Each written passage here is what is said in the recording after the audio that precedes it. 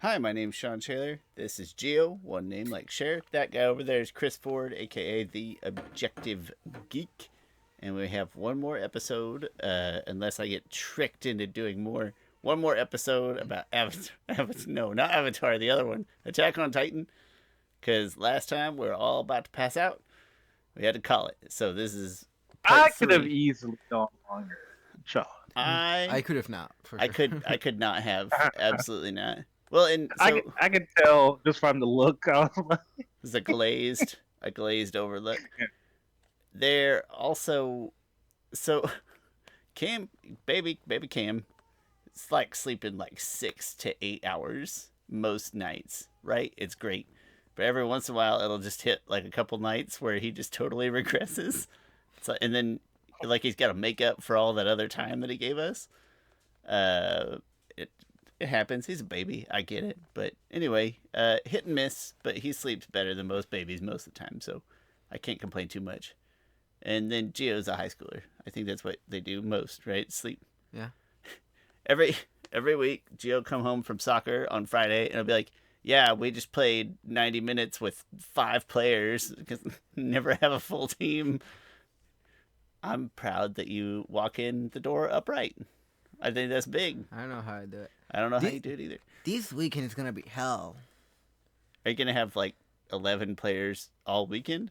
Hopefully not, but like we played with 11. I played full 90 minutes yesterday, full 70 minutes today.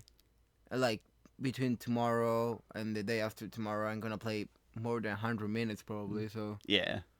Well, I hope that your teammates actually show up, and I mean that literally and also figuratively, and they play well. mm-hmm. But anyway, long story short, we're gonna do one more episode, mostly season 4, Attack on Titan. And before we even started recording, we were already talking about that last fight in the name of the city that I can't remember. Not that last Liberia? Mm-hmm. fight. Liberia. Liberia. Yeah, Okay. Liberio, I think. And we were discussing, and I'm going to posit it because I do think I believe it, that the best Titan fights in the series, or it's like the best collection of Titan fights in one place. I think that's Yeah. true. Noting that my favorite Titan fights are always the Attack Titan versus the Armored Titan. Right? That's always that like across the series. That's my favorite. Yeah. But I think this is the best like fight. Let's call it a fight scene, fight sequence of the whole series. Yeah.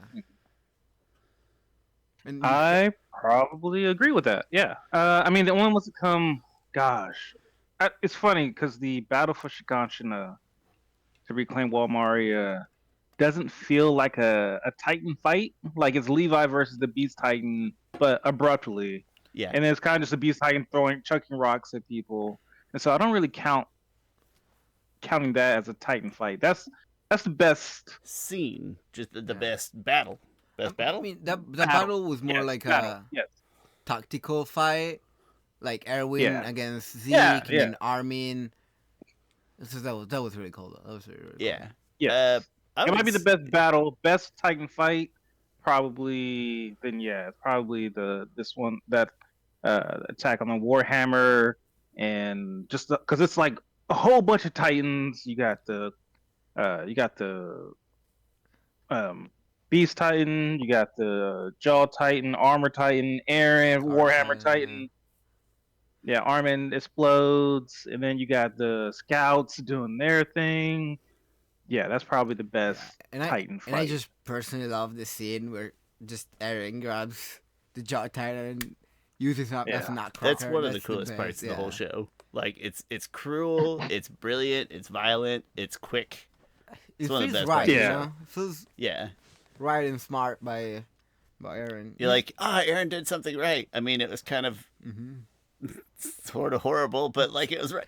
Well, you start cheering for him at that point. That's the thing, you know. You At this point- you're At this still the point- main character in your mind. Well, This is the first. I think that this is the first time where you start thinking, God, maybe he's kind of a jerk. Mm-hmm. I think this, at least for me, it was the first time where I started really questioning. It was like, nah, he's Yeah, maybe not that time Well, for it's- me, but when he didn't, like, he started laughing at Sasha's death, and you're like, that's pretty "What whack. are you doing I here?" found that as I just I didn't think anything about that because I think that's just the psyche breaking. Okay. Like people laughing in the face of something horrible. When I see that, I don't automatically assume that person is. I just assume that person is having a mental breakdown at that point. And so I think really, I don't judge them when that stuff like that happens. So when he laughed at that, I was just like, oh, he's really like torn over this point of like what is the point of all of this? Like it's almost funny. Mm-hmm. Uh, I think for what it's worth, I think the battle at Shiganshina is one of my favorite like battles or just scenes overall. I think it does a lot of cool things. That's like the best parts of the show encapsulated in like a singular scene, a singular battle. It's awesome fighting, horrible violence, cool ODM gear, cool Titan, everything. Yeah. Uh, there's like everything that runs the gamut from just like fan service violence to intelligent battle strategy, right? And so it just encapsulates a lot. But yeah, absolutely Titan fight. This one, and I like the Warhammer tie. I think it's a really cool Titan. I know that maybe isn't the crux of that fight, but that's a cool Titan power. Oh yeah. You think that Titan's like probably beside I mean, each Titan has their own pros and cons, but like that one can like one thing, it doesn't put itself in danger. Yeah.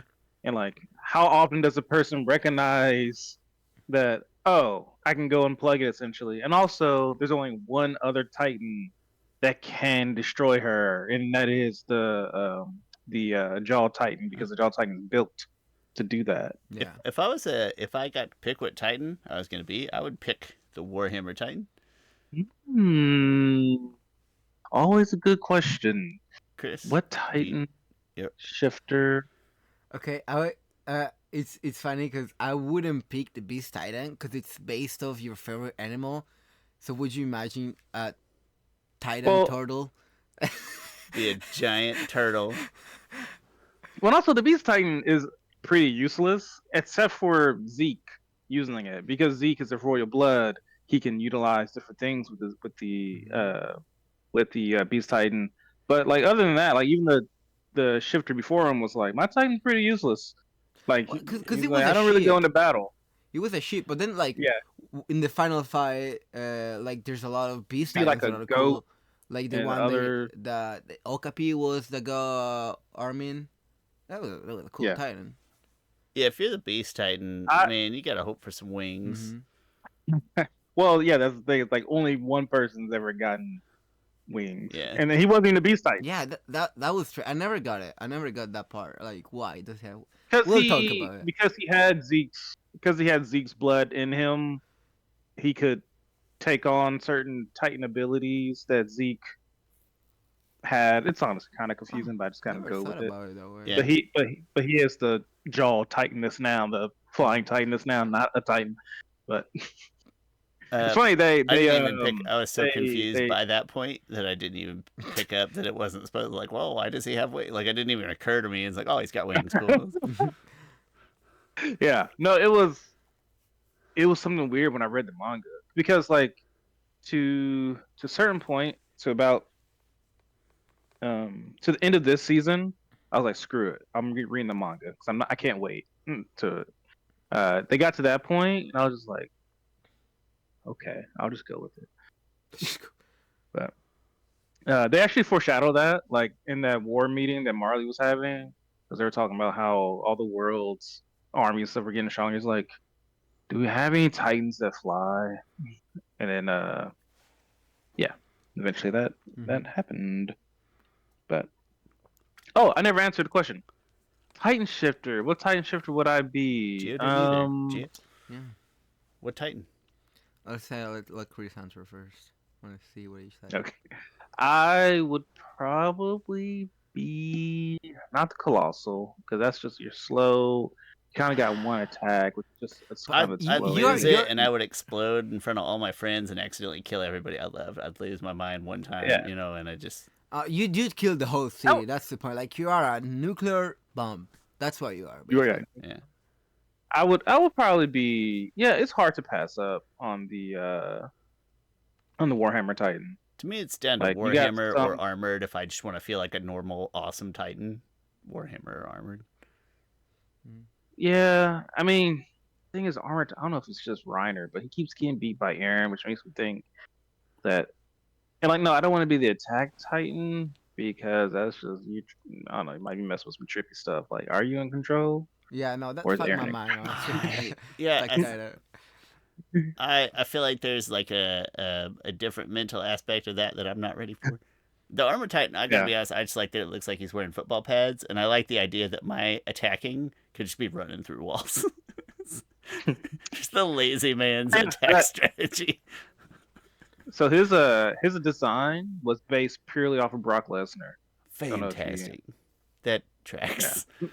Yeah. That tracks.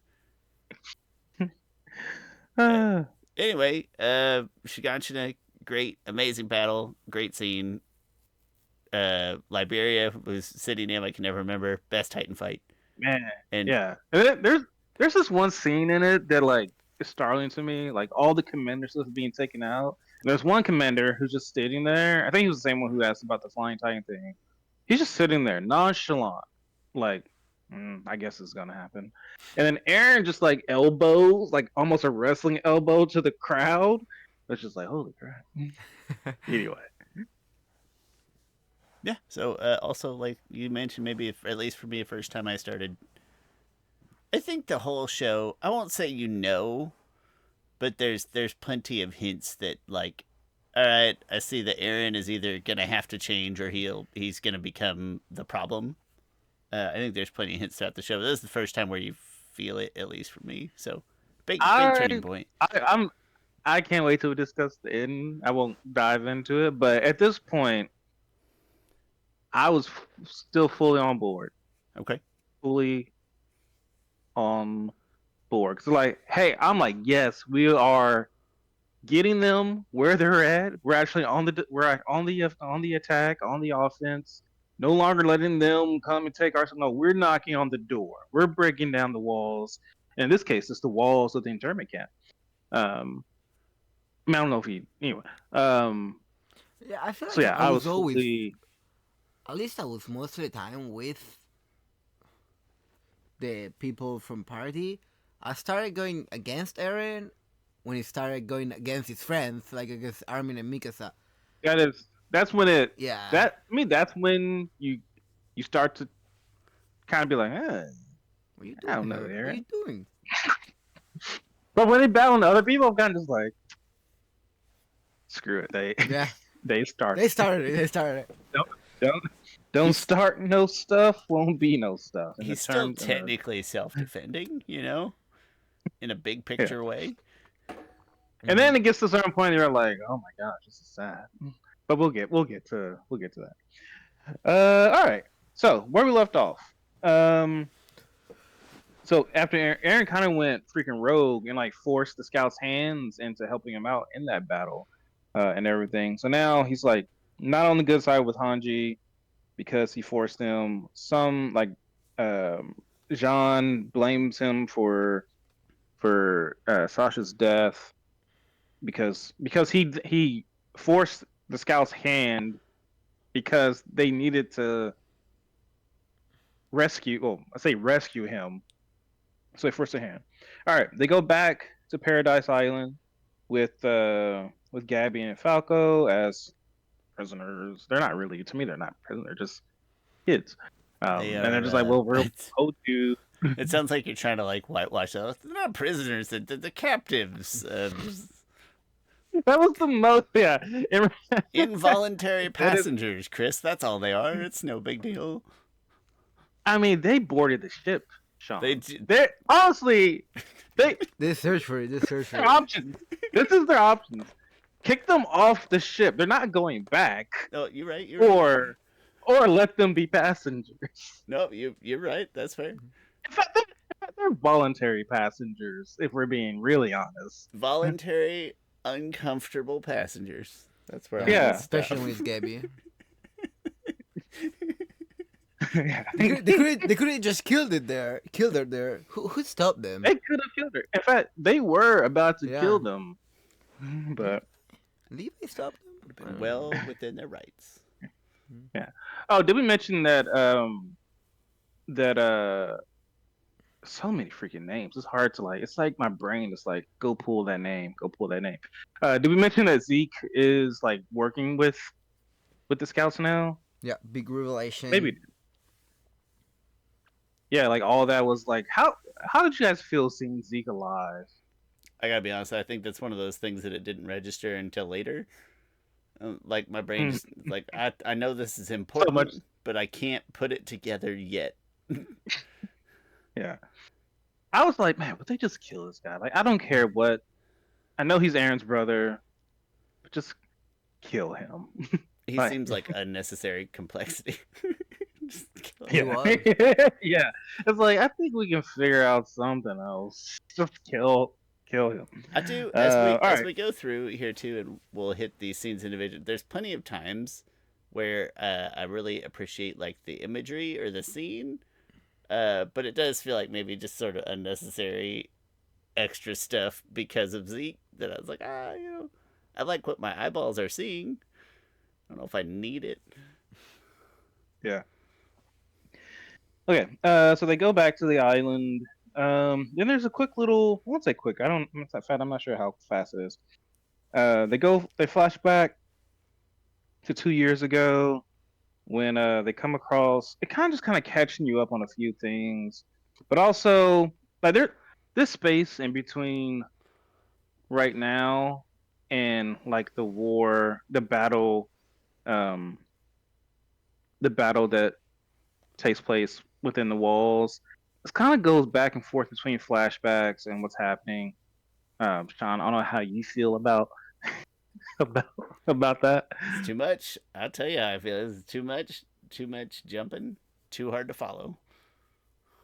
I I understand you more here than in that other one because it is the thing is I understand you and I agree with you. It is like a lot. Like because honestly, this is a part of the show that I have the worst memory on because it's kind of a lot, but also not that much happen. I gotta put the That being positive side there too. Is like your brain knows, and you guys both tell me all the time. It's like, hey, every detail matters, and there's so much detail. It's like like absolutely applaud the amount of thoughtfulness put into it. It's like, yeah, my brain just I can't track. I would have to watch it. yeah. I'd have to watch it this season at least. Maybe not the other ones as much, but this season at least, I'd have to just watch it like 2 or 3 times consecutively or something to really wrap my brain around it properly. Mm-hmm. The flashbacks kind of catch up, and like I said, I understand why they didn't tell like this chronologically in order because like all right, if you would have ended from last season, then you go into then you kind of go into this flashback. Like you then go into like okay, they captured this ship of volunteers of people from Marley.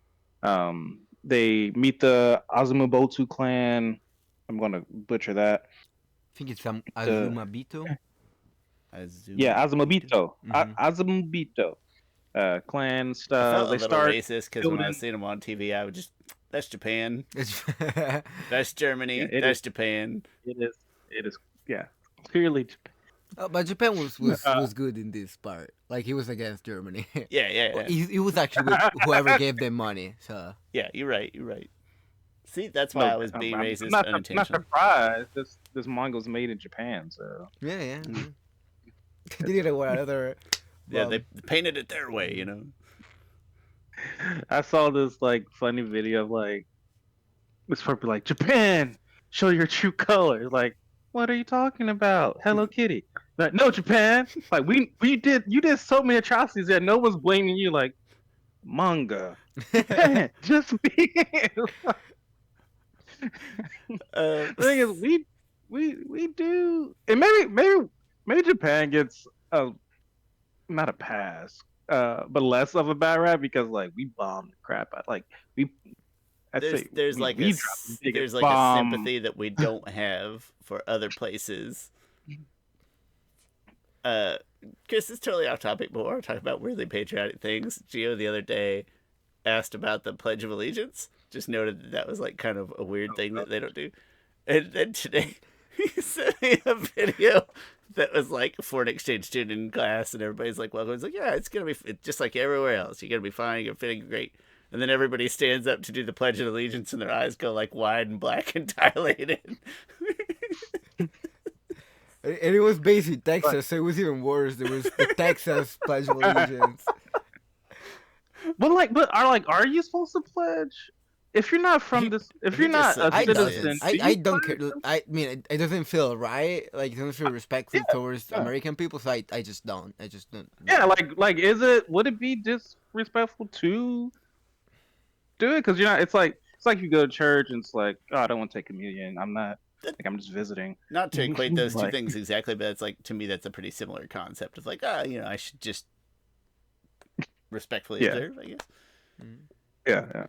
I mean, I want to start screaming, "Oh, the pledge is stupid! You're stupid! Make it stupid!" during the pledge, You should you should look kneel weird down when you during do the it, pledge man. and watch people have a heart attack, man. It's a big deal. The U.S. indoctrinates their kids early. They We grow up with it, like USA. I don't know if other countries are as things. I'm not even the most patriotic person, but sometimes I'm like USA, unless I'm talking about my own country, and I'm like, we're effed up. But against other if you're countries, talking about your country to your fellow compatriots, it's like, all right, we got some issues. Yeah. Once we get to the Olympics, then I'm all American. But yeah, come Olympics, and then especially basketball, because some people are like, Let me see. you guys aren't the world champions. The world champions was Germany. Like, no, screw you guys. We're the best in the world. Yeah. Like, we are clear. We're sending our C team to go play. You guys, shut up. Like, we're the best. We had to find guys who were like, I guess, to come play basketball for us. Any sport that we invented here, I get a little particular about. I know basketball was inspired by other sports in Central and South America, but point is. All right. That was a big tangent. Anyway, Pledge of Allegiance. No, other countries don't do that. Yeah. Oh, I will admit that it's weird. It's unusual. Okay. Okay. So, like I said, Gabby and Falco are held. They eventually escape. Gabby kills a guy. I think she said she had used bad. Anyway, she killed the guy, which is just Normal Gabby. She just normal Gabby behavior, killing people. Man, what is her kill list? Probably It's big. Maybe there's 3. Big for a girl. Well, sorry, not because that sounds horrible. No, big for a young no, girl. it's not. Big for a young girl. Yeah, no, it's not 3. She killed that whole. She got a big kill count for just a normal 10-ish, probably 12-year-old, maybe 13, 12. She's not Year old super girl. powered. Yeah, she got a kill count. And she's not an acrobat. She's just crazy. Yeah. Okay. We meet a few of the volunteers, and admittedly, I say volunteers, it's like the people from Marley that agreed to help because the Paradise was going to kill him. LDNs were going to kill him. Well, they said they were going to kill him. They probably weren't really going to kill him. But Aaron took the ship and stuff, and then stopped the ship. You meet a couple of people. Some of them I can't keep up with their names, honestly. Sure. We do meet. There's one guy with blonde hair. He's very important. I don't know his name, but he's the guy who fell in love with Sasha. And then there's Yelena. Niccolo? I think it's called. Nicolo. Thank you, Nicolo. There's Nicolo. And then there's pretty much Yelena, and I don't think we meet Anyo Capone at that point. Maybe we do. The only black dude with actual lines in the show. Yeah. It's fine. So there's a scene, and I'll maybe get to later. There's a scene where Sasha is like, why is your skin that color? Yeah. And Anyo Capone is like, because the creator thought that would be cool. And the memes afterwards are like, dude, this black dude just came on board. He just started talking real smooth.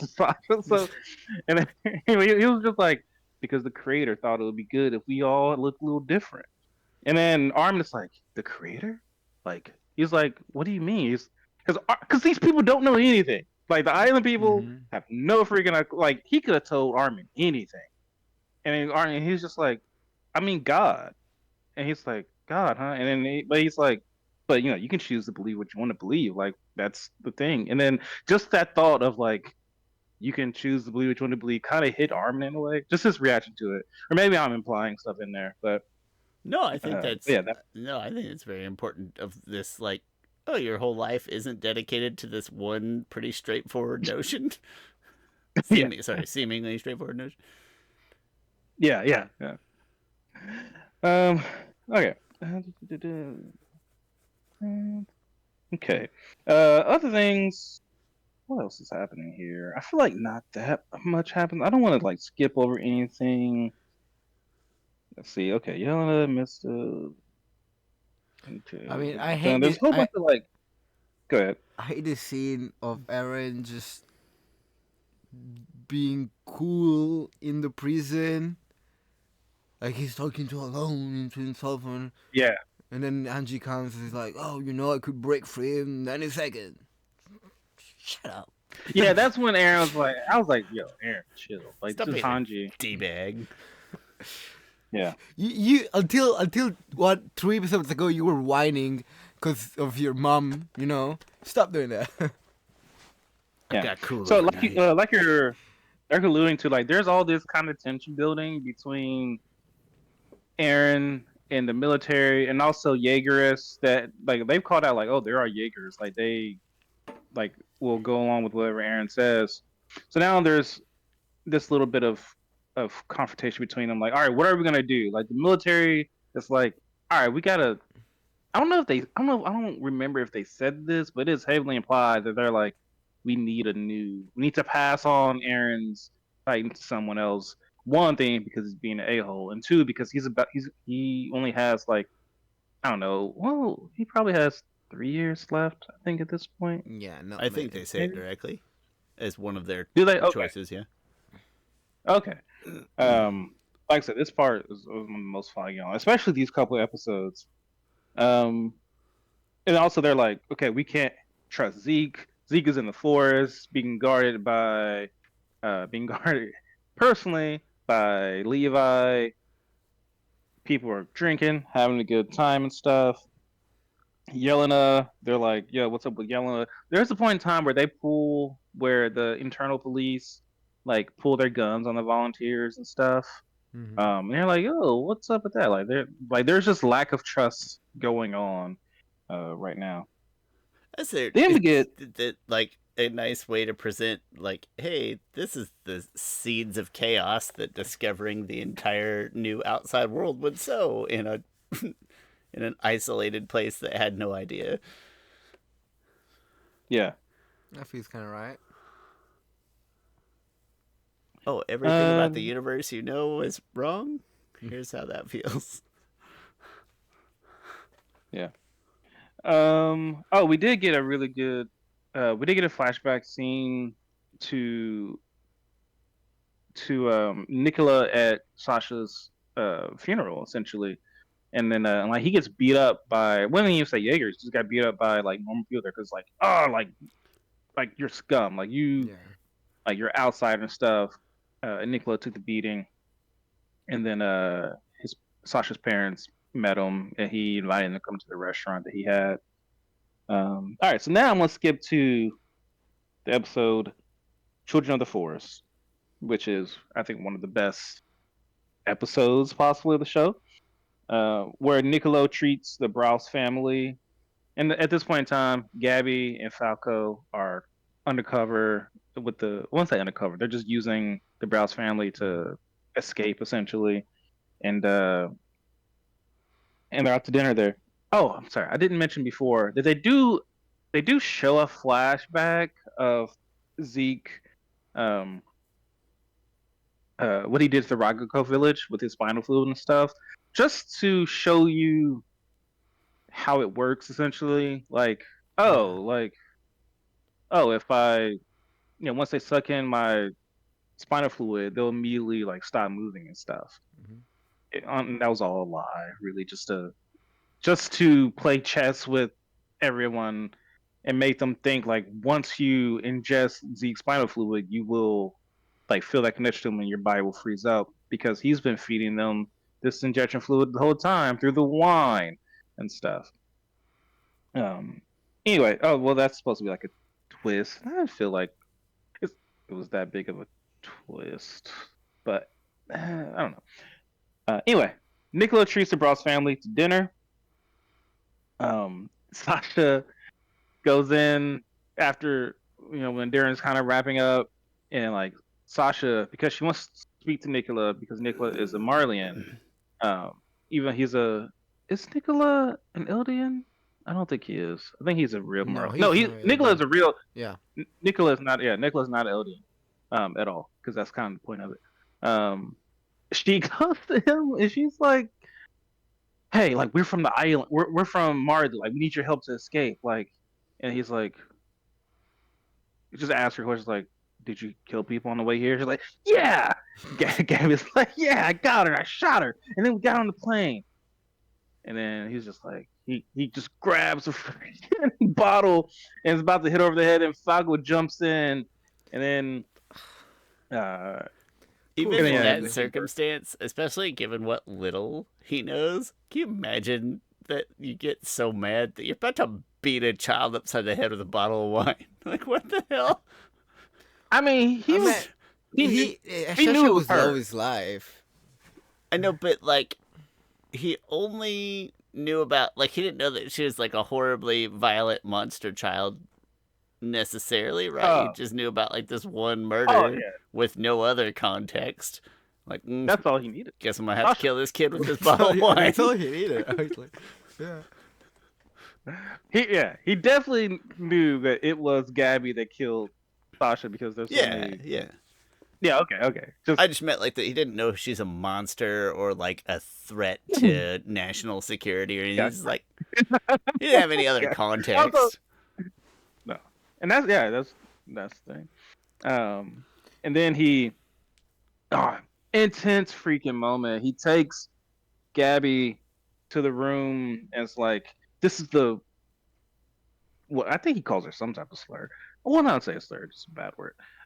This is the girl who killed Sasha, and like he's like, I would kill her, but Mr. Bros, like I feel like you should kill her. And he hands him the knife, and then Bros is like, The chillest because person it goes ever. all the way. He Bless talks this about the man. children in the forest. Well, then no, he goes- because he left Sasha alive. Oh. Gabi alive. No, but listen, and there again, that in the right This that is- in that moment, would I have made that choice? Like, probably not, based on what I know about Gabby. Oh, But okay. but what he's doing is such like a positive It is step forward. Mm-hmm. It's unfortunate that it is for Gabby. To me, it's the essence of the meaning of the show. It's like, and I know it's kind of. He goes back. There was an episode in season 2 that focused on Sasha. That at that point in time, it felt like why are we giving Sasha it's cool giving Sasha this moment, but like it just seems to be out of place. But he goes back to that. He's like something about the children in the forest, something whole metaphor, more so like how did like if you're stuck in your own forest long enough, like you won't be able to see out of it. Like we've been stuck in that forest forever. And he decides not to kill Sasha. And then at that point, that little girl with the blonde hair came through, and she was gonna kill. I'm sorry, he didn't want to kill Gabby. And that little girl come out. She's like, "I'll kill Gabby. I'll do it." That was my big sister.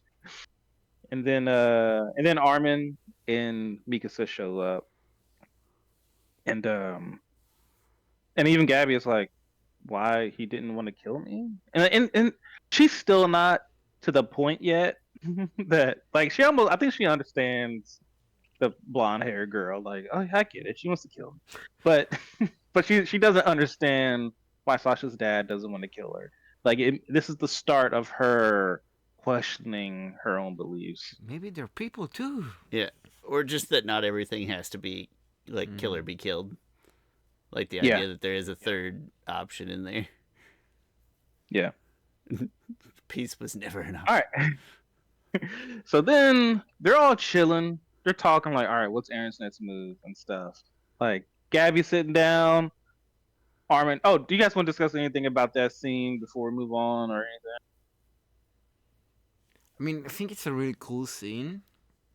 Cause okay, maybe Nico overreacted, but then I feel like some people would react like that. So that's just how he is. Love the dad for what he did, not to who. Cause that's right. I'm sorry. I'm gonna say it. I really don't dislike Gabby. She's just too annoying for me. And just like a Oh, one thing. powerful scene that I think it felt right. Everything was good. One thing I. Oh no, you're fine. One thing I didn't mention is like, man, Nicolo's response of like, yeah, like people like I don't care if people thought she was like a devil and stuff like she was like she loved my cooking like and no one loved my cooking like she did and like oh there was something so personal and about what Nicola was saying and how it's like the small things that really oh crap that's why they connected it's the small things that made him uh love Sasha. Mm-hmm. Always think about how Sasha never got to eat French fries, and that kind of hurts. Or as we call them here, freedom fries. Freedom fries. Yeah. All right, so now Aaron, no, now Armin and Mikasa and Gabby are just sitting at the table. They're like, all right, well, what's gonna be Aaron's next move? Like, we don't know. And then Aaron just walks in, like, hey, Hey yo, guys. it's just with his hand already split open of like, listen, I'm ready to pop stuff off. And then he has a conversation with them. He tells them pretty much that he hates them. He tells Mikasa that she's a freaking slave to her Ackerman blood of always following a person. He beats the crap out of Armin. Mm-hmm. And then yeah, that's how that confrontation was kind of crazy. One thing I love about Attack on Titan is that they often will like the nonchalantness of Attack on Titan is in certain moments it's off-putting and it surprises you as an audience member. Of like how willing it is to just kill off a character or start a certain confrontation that maybe you weren't expecting or Yeah. All right. At the same time, Zeke recalls some type of childhood memories and stuff that I don't know, remember. Just how I became friends with Xavier. Oh, also talks about I think it's maybe it's the flashback of him talking to Aaron and the whole baseball thing. I'm not sure when that flashback happens, where he tries to throw the ball to Aaron and then Aaron doesn't catch it. I didn't get that part. But maybe. No, I never understood it. Why is it so shocking? What part? Is it important? He doesn't catch it, like, cause they make it look like it's Oh, important. I think it's just a metaphor for Zeke having a plan and trying to pass that plan off to Aaron, and Aaron not catching it because he's not in with the plan. Mm-hmm. Oh, well, Yeah, makes sense. I think just a pretty simple metaphor. I think that that I don't. It was kind of unneeded, but I don't know. They're always doing Mm-hmm. little stuff like that. So at the same time, Zeke is. Oh, I didn't mention. There's a point in time where Zeke is like, he's in the trees and stuff. Oh wait, I did at the dinner after everything is all cool and stuff. Niccolo is like, hey, like you guys need to check on Falco because I'm pretty sure he drank some of this wine. I'm pretty sure Zeke's blood is in his spinal fluid is in this wine. You need to try and get it out of him. And at that same time, Zeke is in the forest and he just starts running away. And Levi's like, why is he running away? Like I can catch him. Yeah. It's kind of funny seeing Zeke just run, and then he screams, and it's like holy crap! And all these explosions go off, just pew, pew, pew, pew. And then Zeke is like, ha ha ha, Levi, like you have to kill your comrades to get to me. And then Levi just rips through them all. Levi's Without like, caring, you yeah. think? Well, Yeah, they told him Levi's like, he would have to. Like, yeah, I think at that point he just hates Zeke that much that he just wants to kill him so badly. it's because of the hate. Mm-hmm. you should have been dead earlier. Should have been dead 1,000 times. Yeah, pretty much he's like, you know how many Levi's pretty much like, you know how many people I have killed? Like, yeah, I feel bad for this, but this Look is at yourself. You haven't even got a nothing. name tag. Yeah. So then he catches up to him, and I want to say he turns into the Beast Titan. Another great fight. Light's quick, but it's great. And he takes a Titan, and like the Beast Titan takes a Titan and then just prams it, and then tries to throw it at at Levi. And Levi's also able to cut the tree branches and stuff to hide itself. Anyway, Levi beats the crap out of the Beast Titan, completely like just shreds Zeke to shreds. Yep. And then He is dicing an onion. And I gotta say, it's Yeah. cool to see how Zeke's actually really scared of Levi. He's terrified of Levi Yeah. at that point. Yeah. It's episode Soul Salvation. Yeah, anyway. Um and then Levi sticks a bunch of thunder spears into Zeke that if he moves, it will explode. And then like Zeke has those flashbacks and stuff, and then he gets inspired to just um to just escape any way he can. And so he explodes the thunder spears with Levi there, and it really damages Levi.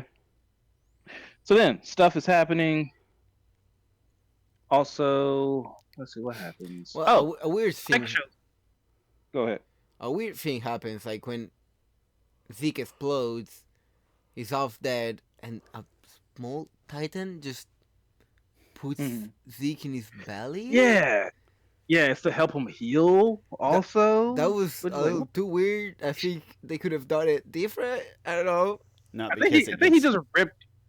Not because it gets way too cold at nighttime at Hoth. Yeah, like I a mean, little. it might like a be, little, but like a little kangaroo. Yeah.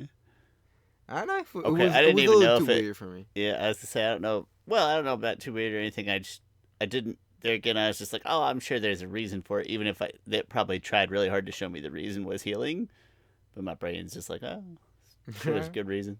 Yeah. All right, so then Aaron takes Gabby somewhere, and then Pete shows up, and Pete is like, "Hey, I'm gonna kill you, Aaron," and he's like, "No, you're not. You've done it already."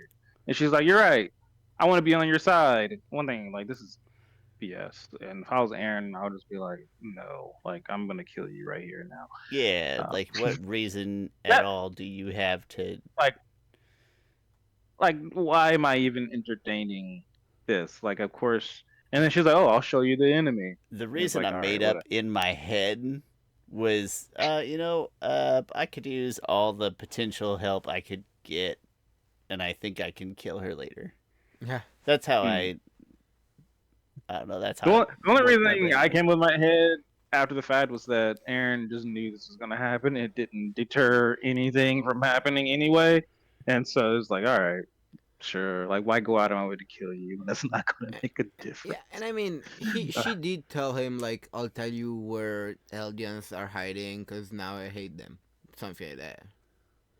So, I mean, there was... Yeah, something like that. Of like, who's the enemy? And then she goes out and she's like, "You're the enemy." And then the Jaw Titan comes up and tries to almost kill Aaron.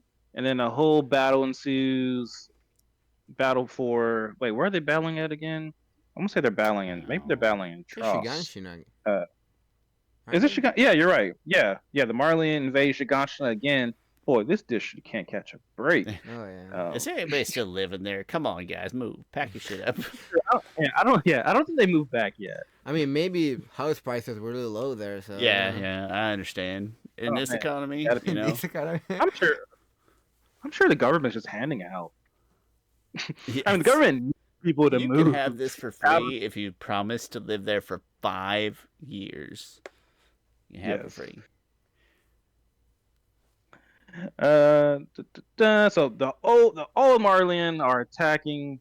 Like they brought ships and stuff. They're able to somehow turn things around. There's a moment there of like that John had. Wait, is that no? That's not the moment. Anyway, whole freaking battle happening. Then okay, and I can't really explain the battle. I just know Aaron is there, Reiner's there, Peak is there, Jaw Titan is there, and they're kind of all fighting Aaron, but also the scouts are helping Aaron because they're like, well, sure, Aaron's a little iffy right now, but he's better than Marley. Um, It is nice to and have them that's both fine. presented at the same time. Like, listen, I know it's not perfect, but Yeah, let's go ahead and kill those guys. In that fight, uh, you see how the Titans are becoming obsolete. Like there's a lot of fighting mm, between just soldiers, Hmm? like Yeah. soldiers on yeah, the roof, and Culmination of new tech. yeah, and like I think it's so cool what the car Titan can do. The ball that like the whole armor that she can have, so sick. You can shoot a yeah. bullet Her this big from on top of Titan and kill another Titan. Okay. and Sean, I don't know if you know, but her like a Titan ability is pretty much endurance. Like she can maintain her Titan form hmm That's one of for those like really long things. periods of time. That's one of those things that did bug me a little bit. Is it doesn't really super duper show up until the end. Like they kind of, I felt maybe they hinted at it here, but it doesn't really show Yeah, up until the end when it becomes like conveniently important. hmm yeah. I also think which makes her like when you meet her the first time, she's just laying down because she's been in Titan form so long that she's not used to being bipedal. Yeah. Mm. Just a cool little quirk I I like. guess. For some Well, I reason, should say. I guess so. They show that. That's fair to say. They show that pretty clearly. But like her ability to do it but and then yeah, respawn back into it over and over again. yeah, yeah, yep, agree with that. Um, then so there's a whole battle that ensues that I can't really explain or go over. I just know Beast Titan shows up. He's like, Aaron, your big brother's here. And it's like, okay, so he's here.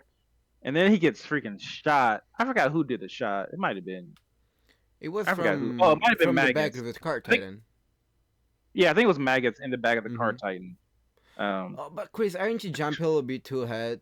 Like, don't you want to talk about Falco and Gabby? What happened? What do you mean? What What happened? happened? Well, so they're now prisoners. Like, Falco got marked with the iron after they Oh found my out. God. Okay, but they're real There's a, prisoners yeah. this time, not. They're real prisoners, and they go out with other people that were tagged. And one of Mhm. those sees, I believe, is Falco's brother, and just Yeah. lets them with Falco's brother. He understands that they're not devils and they deserve to Mm. live too. Well, and then they go with Falco's brother. Gabby gets a huge freaking weapon that she should not have because she's a 12-year-old. But I mean, kind Yeah, of thanks for bringing similar. that up. Gabby's big, finally you get it moment.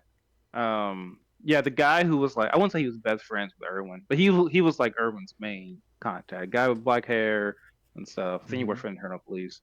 He was like, all right, let's. He was protecting Gabby and Falco, and then yeah, he saw Falco's brother because I think Falco was like, oh, that's my brother. He was like, all right, stay here. He was like, he pretty much like conned his way to get Gabby and Falco back to his brother.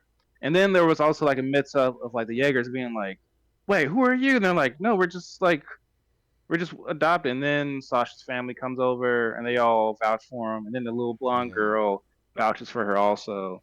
Because now I guess she learned her lesson, and now Gabby's like why, like these people are helping me, like I get what Reiner was saying, like there's no devils here, and there's just people. That is, I'm glad you brought that up because I was about to gloss over that. That's one of, I think, I wouldn't say one of my favorite moments, but it was one of the most Yeah. impactful moments. At this point, I was fine with Gabby. I no longer hated Gabby after that point. I don't know if you guys feel the same way, but my hate for Gabby was, I mean, she's still not like cool. I had I a just, hard I had a hard time forgiving her. It was one of those. It's almost like an Azula thing where I didn't feel like she deserved a redemption arc. No. And So I had a yeah, hard and I time. wouldn't say, yeah, so battle's going on. Right now, the big part of the battle is like, don't let, for other people, for the Marlians, like, don't let the Founding Titan come into contact with uh with Zeke. Zeke. Like, who knows what happened? So that's kind of the whole battle. Like, there's a whole bunch of like back and forth of chess match and stuff, of out maneuvering, out tricking people that I can't re-explain. Long story short, Aaron gets out of the Titan, jumps out of some type of ice or something, and he's running towards Zeke. And it's, oh wait, no, I'm skipping a moment. Falco's about to get eaten, and Reiner's really like, oh, I need to go save Falco and Gabby. Like, I need to go save them. Oh, because sorry, now I'm remembering more stuff. Zeke turns everyone who ingested his spinal fluid into Titan, even Pixies. Yeah, because they saw Pixies and stuff. He turned everyone who drank the fluid into Titans, and that turned the battle into their favor. This is a Falco. this is a qualm territory, like one above nitpick, but qualm is that I don't know Okay. why I don't like it's a scream. Like everybody else got to bite themselves and stuff, and Zeke just gets a scream, and they have his. Well, 'cause I think I mean, it's like it's a scream, but it's supposed to be very high pitched, so everyone can hear it from very far away, and that's like the call of the final to the spinal the no, the spinal fluid to work to activate. Yeah, I don't like that part. That's stupid to me. That's what How I'm how would you saying. put it though? oh, well, I mean, what do That's you my think? point. Like, Is why shouldn't they hey, just? everybody. Why can't they Oh, why just shouldn't have they to turn? have sort of similar Titan? Oh, because they're not real Titan. They're not They're Titan normal time, shifters. not abnormal. I know, but why would They're it? just There's. I'm they having a can't hard time control. accepting the idea that, like, well, my ears heard a scream, and so this thing is gonna trigger. Like, I don't know. It just Well, feels because it's just like a. because like they are not Titan shifters. They can't control their Titan forms Sure, but at none of that's all. good logic for why a scream would feel like a I mean, what sensible else would thing. it be? What? What other like you said, this is a Make uh something better clap, that sounds and feels better. I don't know. Scream feels silly to a, me. a, a clap. What No, what make. would be the trigger? I just I hey don't know, guys, man. guys, But I get mean, up. like a scream, Guys, it's like literally calling someone to come to you, I and want to he's say calling the power of the Titan to come to activate. Like, I don't know what it feels. It feels weird to me, and I don't care for it at all. Just qualm. That's all. It's just not a nitpick, but it's a qualm. just a qualm.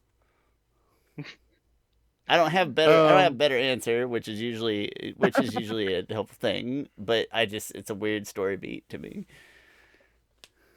okay. Chris, again, I think you're skipping a Uh, little bit because oh, but wait, go ahead. there's Gabby and Falco scene that I think it kind of come out of the blue where they were hiding with Falco's brother in this. It was like a bird's cage shop or like a bird pet shop, and Falco's like, "Hey, Gabby, you know what? I love you."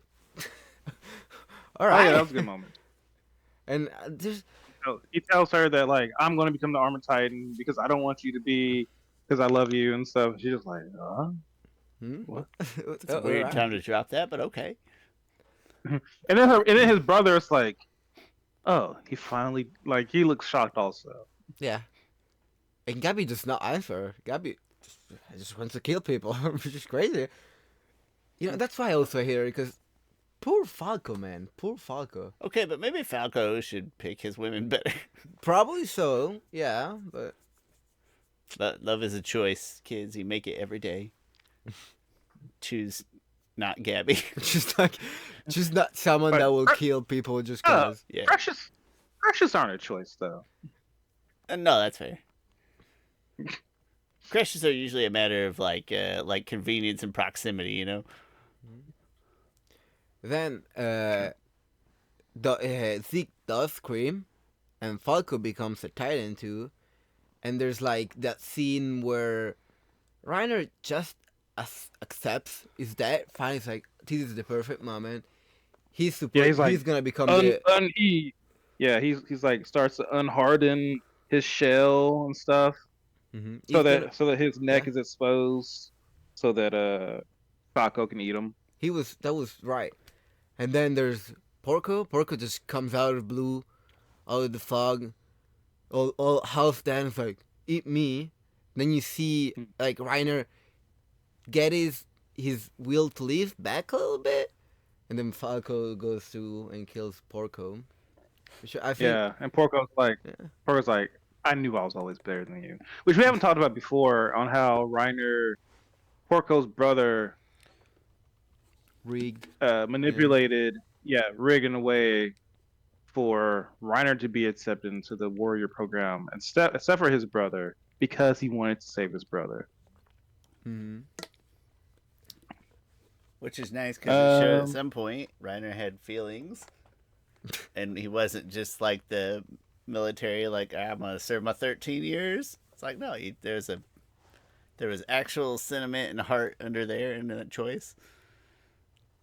Mm-hmm. He wasn't always a robot. Mm-hmm. And then that's why Reiner ends up defending Falco from the other Titans. Yeah. All right, so then we get to the point, and if I skip over something, just say it, where Aaron is about to go. He's aiming. He's running towards Zeke. He's running. You're like, oh, he's gonna get there. Like everything has like finally got to a point where he can run and catch Zeke. He's just running, and then like the camera is like on Aaron, and then like right in the camera's vision, there's Gabby with that big old gun, and she's like, when Aaron's head just Yeah. just spin. Holy crap!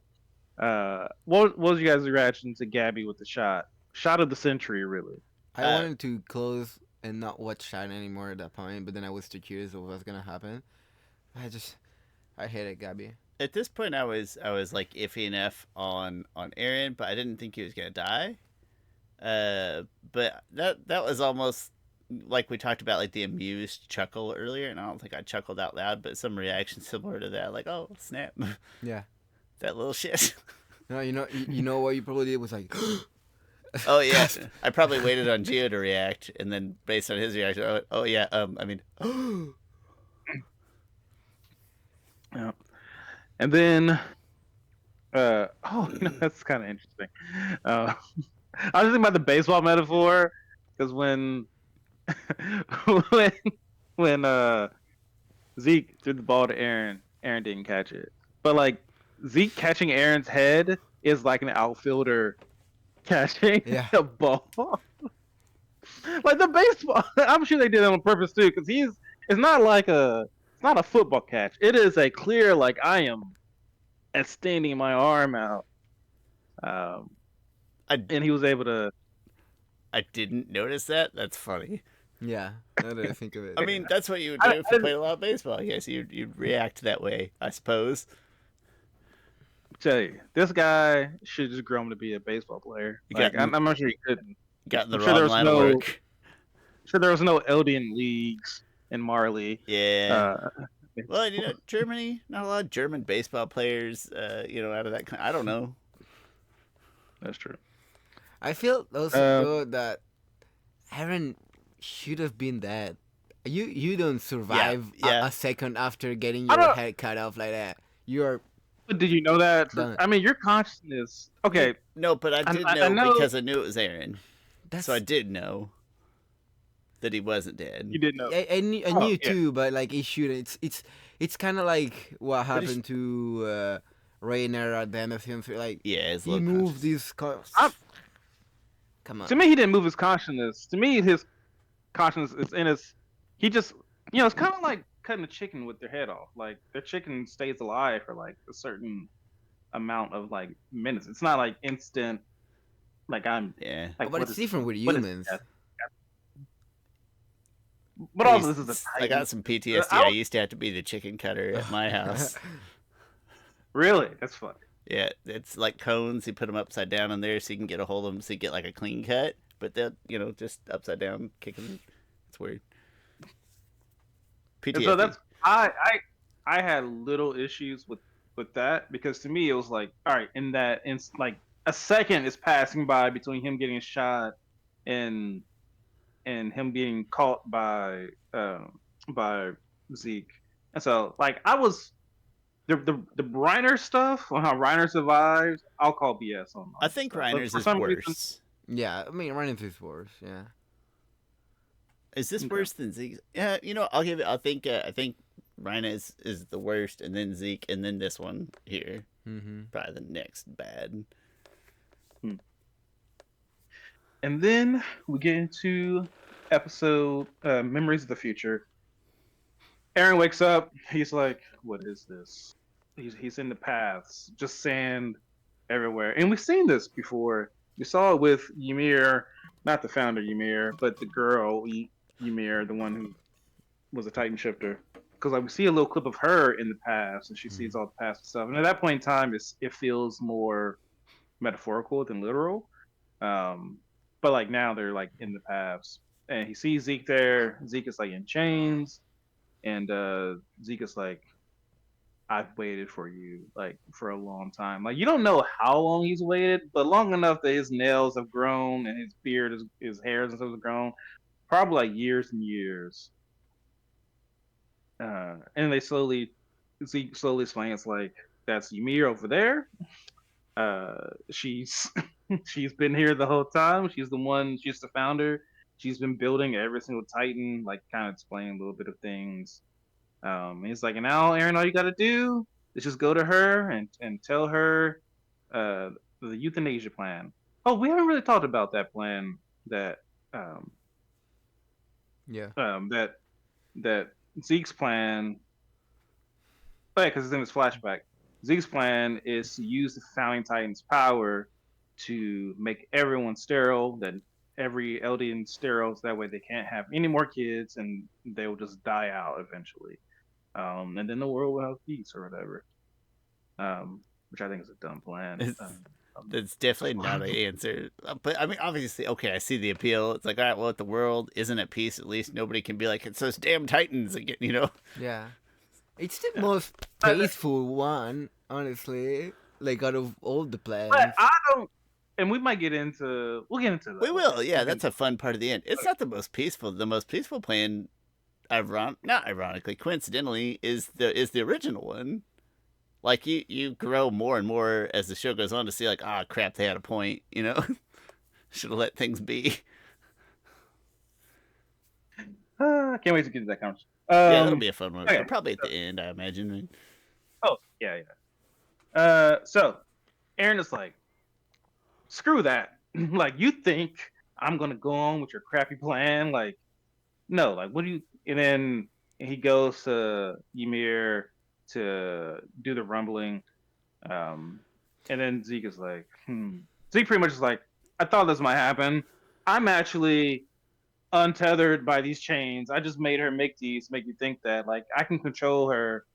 But before that, like before I make her go and do my plan, the euthanasia plan, I want to save you, little brother. Like you've been brainwashed by our father this whole time. Like I'm going to save you. Wait, I like how, like like it's an important part.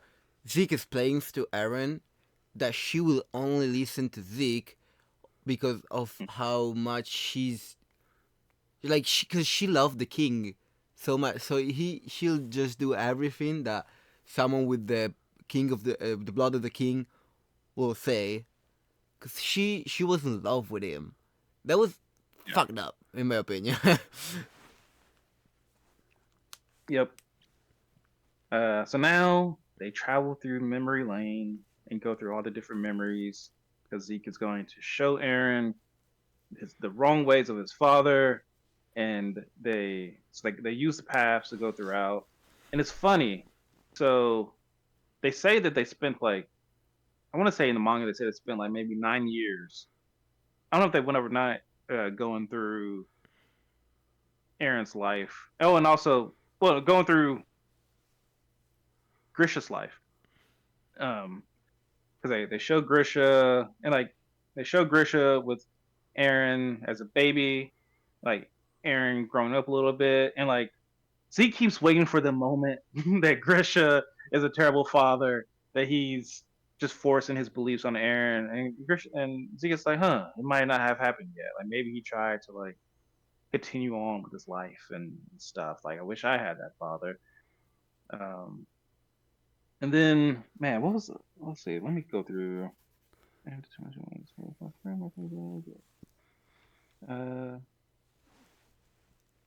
anyway, so yeah, so Zeke is eventually like, so wait, so our father didn't like forces on you, like, but he does kill the royal family, like, and like, man, there are certain moments. Oh, because the moment that Zeke is most confused about is the first episode. They go back that moment where Aaron says he's gonna join the scouts, and his dad says like, all right, when I come back I'll show you everything. When you see that moment in the first episode, it feels like nothing, kind of like you just see Grisha saying that and he holds up the key. This time he says it and it's like he's like, yes, he's looking straight dead at Aaron. And at this point as a viewer you're like, what is going on here? Like he's kind of staring at Aaron, staring off into nothingness, but Aaron's there right in front of him.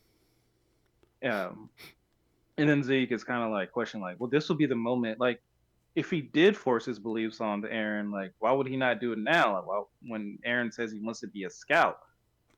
Um, so yes, that was the first moment that you're like, holy crap, like, what? Yeah. Oh, and then Aaron, he go before that. They go to the flashback of when Aaron saved Mikasa, and we haven't talked about this at all yet, because it happened in some flashback. How Mikasa parents were killed, how Aaron saved her, put a knife on a broom, killed a man, That and might then be last Mikasa. season. No, it was like season 1 that it came up. Because I Oh, want to even say earlier. that Okay. Yeah. flashback. Yeah, I want to say that flashback came up when Mikasa, when Aaron had died the first time, and they were kind of just flashback. Yeah, I want to say it was around there. And then Zeke looking at the flashback, it's like, what the heck? And Aaron is like, yeah, like you think I'm some innocent little brother you can save? No, I've been about this life. Like, I've been cutting fools all life. yeah. Um.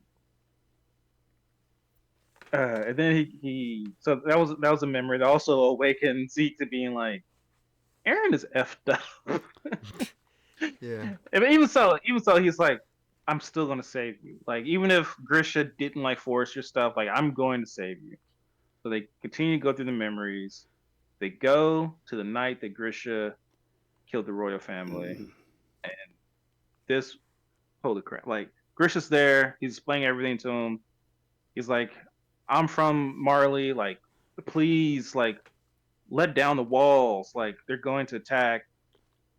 Oh, girl, forgot her name. Whatever. Founding Titan is like, "No, we gotta atone for our sins. Let them come kill us." And then Grisha's like, "Oh, well then I'll like." Grisha's like, "Well, I'll kill you then." And then Zeke is like, "All right, well this is the point where he kills the royal family." And then he drops the knife, and Zeke is like, "What? Like this? He killed the royal family. Like, why is he not doing it?" And Grisha's like, "I can't kill kids. Like, what?" Like, why? Like, what's happening? And then Aaron. Oh, this might be one. I don't know. I have to think about my favorite moments. This is one of the most shocking, maybe shocking moments. Like Aaron bends down towards him and says, like pretty much like, get up. Like, isn't this your story? Like, do you not remember what happened? Like they killed your sister, fed her to the dogs. They killed your wife. Like, get up. Like, come on. And then he does it. He kills the royal family and stuff. And like Zeke at this point is like, what the hell is happening? Like, Yeah. As and then opposed as I am to this future past memories garbage. That was a wild little reveal that I did really appreciate. That was And cool. like a final nail in the Aaron coffin, like, oh holy shit, he is nuts. And he did this. But I still like that does not mean I'm on board with any of this no, you're future on board. change in time travel and nonsense.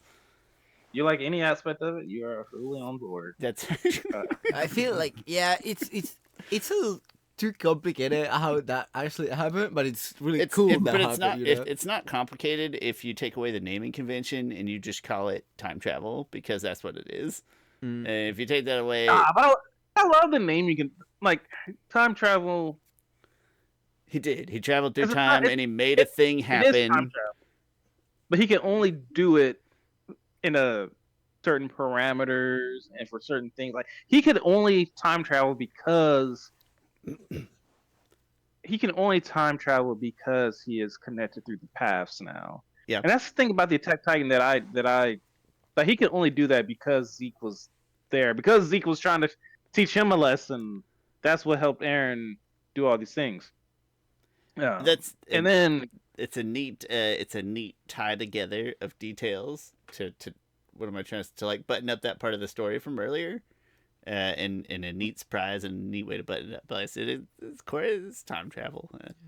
And then wait, So- one thing before like the whole thing happens, that it was kind of cool when Aaron actually shows Zeke that moment where Grisha is in his basement sleeping, then wakes up, looks up, and sees Zeke. oh yeah, So Zeke Yeah. at that point is like, wait, what's happening? He didn't realize he lost control of the memories yet, but he's very confused about everything he knew about Grisha and Aaron and just everything. I almost interpreted at that point as like, I don't know if he knew where he was or when he was Yeah. or whatever. Like just for like a fleeting moment there. He was confused. yeah. Oh, I was gonna say So I said before, like they go through, and then they looked at other memories as well. If you go back and watch, there are like silhouettes of Aaron and also some silhouettes of Zeke, like in random scenes. Like even in the manga, there are like if you look, like oh, there's Aaron in a window, like in a manga panel that took place way long ago. Like okay, that's pretty cool. Like it's not a clear picture of Aaron, but it's like okay, that's the silhouette of Aaron at that point in time when they were going back through the paths, looking at memories. Yeah. Okay. So then Grisha's like, oh, what did I do? Like Aaron, like he's talking to Aaron like, show me more. Like, why did you have me do that? Like, is this gonna save Dinah? Is it gonna like? Aaron is controlling his father. That scene, just the music, the direction, everything that scene was kind of crazy. And then he finally sees Zeke. It's like, Zeke, my boy. He's like, I'm so sorry. And Zeke is like, what is happening? And like he hugs Zeke, and Zeke finally hugs him back. And it's this weird like moment for Zeke of like, father, my two like, ah man, crazy freaking Zeke. And then he's like, you have to stop Aaron. Aaron will be the only one that gets what he wants. And it's like, he's like, what? From He's now like, on, holy it crap. says something. From now on, Yeah, everything yeah. From now is gonna on, go yeah, Aaron's way. exactly. Yeah, yeah. Such a cool scene.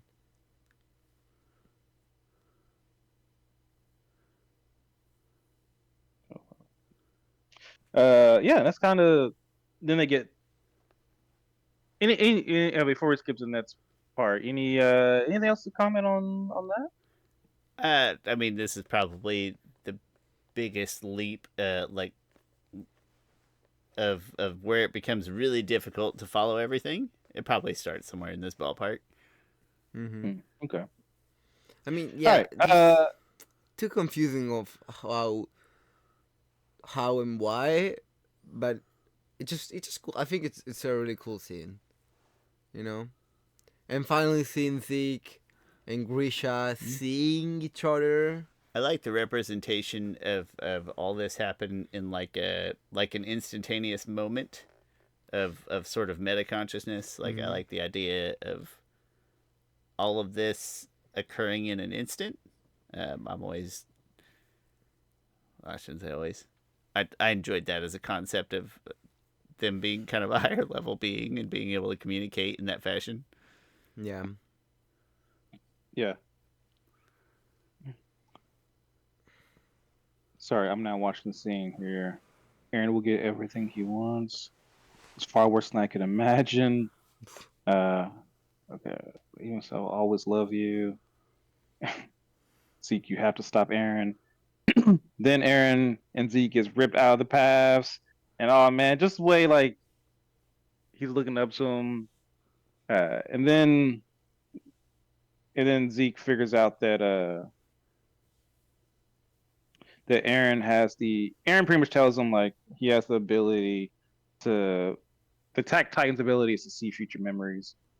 And then you know what never mind. I'll talk about that. I guess this is the best time to talk about it. No, this is not the best time. This is the best time. Sorry, I was gonna talk about the opening for this season. I want to say this, uh, the rumbling openings happening already. I love that opening. That's a great opening, and I think it's. I know I'm kind of breaking up what we're talking about here, but I love the opening because it's like the lyrics of the song is just indicative of Aaron of like all I ever wanted to do was the right thing, never wanted to be the king. It's like all I ever wanted to do was save your life. I never wanted to grab the knife. It's just like the mindset of Aaron being like, I had to do these things. Is this your Anyway, favorite? Is that your favorite opening? Just out of curiosity. oh yeah, yeah, absolutely, yeah. Of Attack on Titan, yes, it's my favorite opening. Um, okay. Then I want to. There's a point. Aaron says so. They're in the paths, and Aaron says something. I wouldn't say profound. It's just very Aaron. He's pretty much like if someone's gonna try to steal my freedom, I'll steal their freedom first. Essentially, like you, what do you think? Like I'm not going along with like any of your stupid plans and stuff. Uh,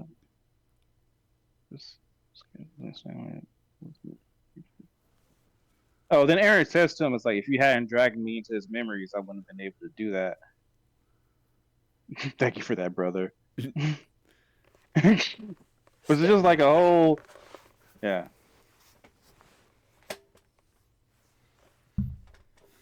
Oh, and then Aaron says, "That's visions of my." Oh, Aaron, and it's kind of confusing because Aaron says like 4 years ago when he kissed Krista's hand, that's when he saw it all happen. He saw all the future memories of his dad's memories of his dad seeing this memory of him talking to him dad, and like it's a freaking Russian doll nest of an infinite loop somehow. Makes me think of the Quado episode of Rick and Morty where it's Quado inside of Quado inside of Quado. Yeah. And then Zeke is like, all right, well, you know what? That's all well and good, but it doesn't matter because Ymir will only follow what Royal Bless has to do. He commands Ymir to go do the euthanasia plan, and then Aaron is like, no, like he rips off the chain, like his thumbs fall out, which I know they're just not real thumbs. I assume he feels it though. I think this is Thumbs still a fall out. physical thing, right? That's kind of the Yeah, I difference think, between this and just being like an imagination. Like, no, I think that's a physical yeah, manifestation. yeah, I agree with that. also because like Ymir builds the Titans physically there. Like she's physically doing the work. She just can't snap her fingers and build the Titans. She has to build them from scratch, essentially. Aaron then wraps his arms around Ymir, and now you get the flashback of Ymir, the actual founder. This episode is called "From You," 2,000 years ago. The first episode was called "To You," 2,000 years from now, I think, something like that. Yeah. Anyway, we get to learn about Ymir. And in this show, one thing I love is that they make you ask a lot of questions, and they answer pretty much every question. So they go over Ymir's background, or her backstory. Ymir was a slave. They blamed her for something she didn't do. At least I think she didn't do it, but it doesn't No, she matter did. because She they did all play. because they. It was weird. They cut all of the tongues of the people, and then she let out the pig, and the king was like, "Who let out? Who let my pig escape?" And everyone pointed at her, and so that's Yeah, why. but did she actually do it, or were they, or was she No, she just a did. She did. scapegoat? They show it. She did. Oh, okay. They chase her. He says like, "Oh, your gift is freedom," and that was letting her out, whatever. And they chased her, and she fell into this thing, and this weird bio thing merged with her, and she became the first Titan.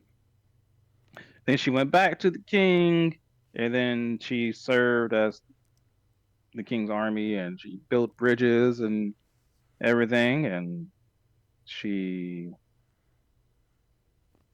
yeah, I mean, they ruled the world essentially. They beat the Marleyan armies.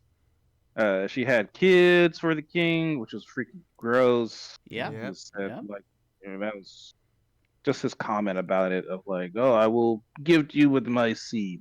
It's like, ugh, stop it. Can I have a gift certificate, perhaps? To quote John Mulaney. We're gonna get you some free throws. Hmm. Uh,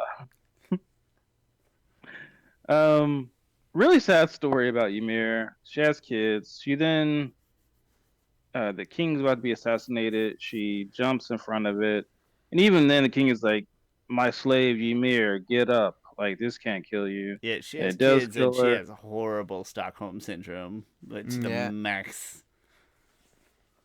Yeah, this is probably the worst Stockholm syndrome I've ever seen depicted in anything because she is Yeah. the most powerful person in the world, At that yet point, she's yeah, being yeah. she could have Pretty destroyed jacked up. Which everything, I man. still honestly, this might be like the weakest, possibly the weakest part of the writing of like, all right, Ymir is confined to the king's orders, to any blood orders because she loved the king. But why does she love the king? The king's a I mean, horrible. that's it. It's Stockholm syndrome. Like, That's the only. Mm. I There's guess, no other. I guess so. Yeah, it's That, just but I do agree with you that I think lazy is too strong a word. It's just not a choice that I enjoy. I think yeah, also they just use it a lot. Like, oh yeah, all she ever knew was to be a slave, so that's why she was like that. and She, with that, like she was. Yeah, I mean, it's not like she had a personal yeah, relationship with the king Nope.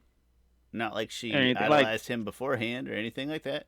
yeah, that's I guess that's the part that I'm like if she was like his personal servant or something that was still a slave, maybe I don't know. I just yeah, it's It just maybe could have. Well, once again, I maybe don't have a great answer, but I think most things could have worked just fine, even if she was just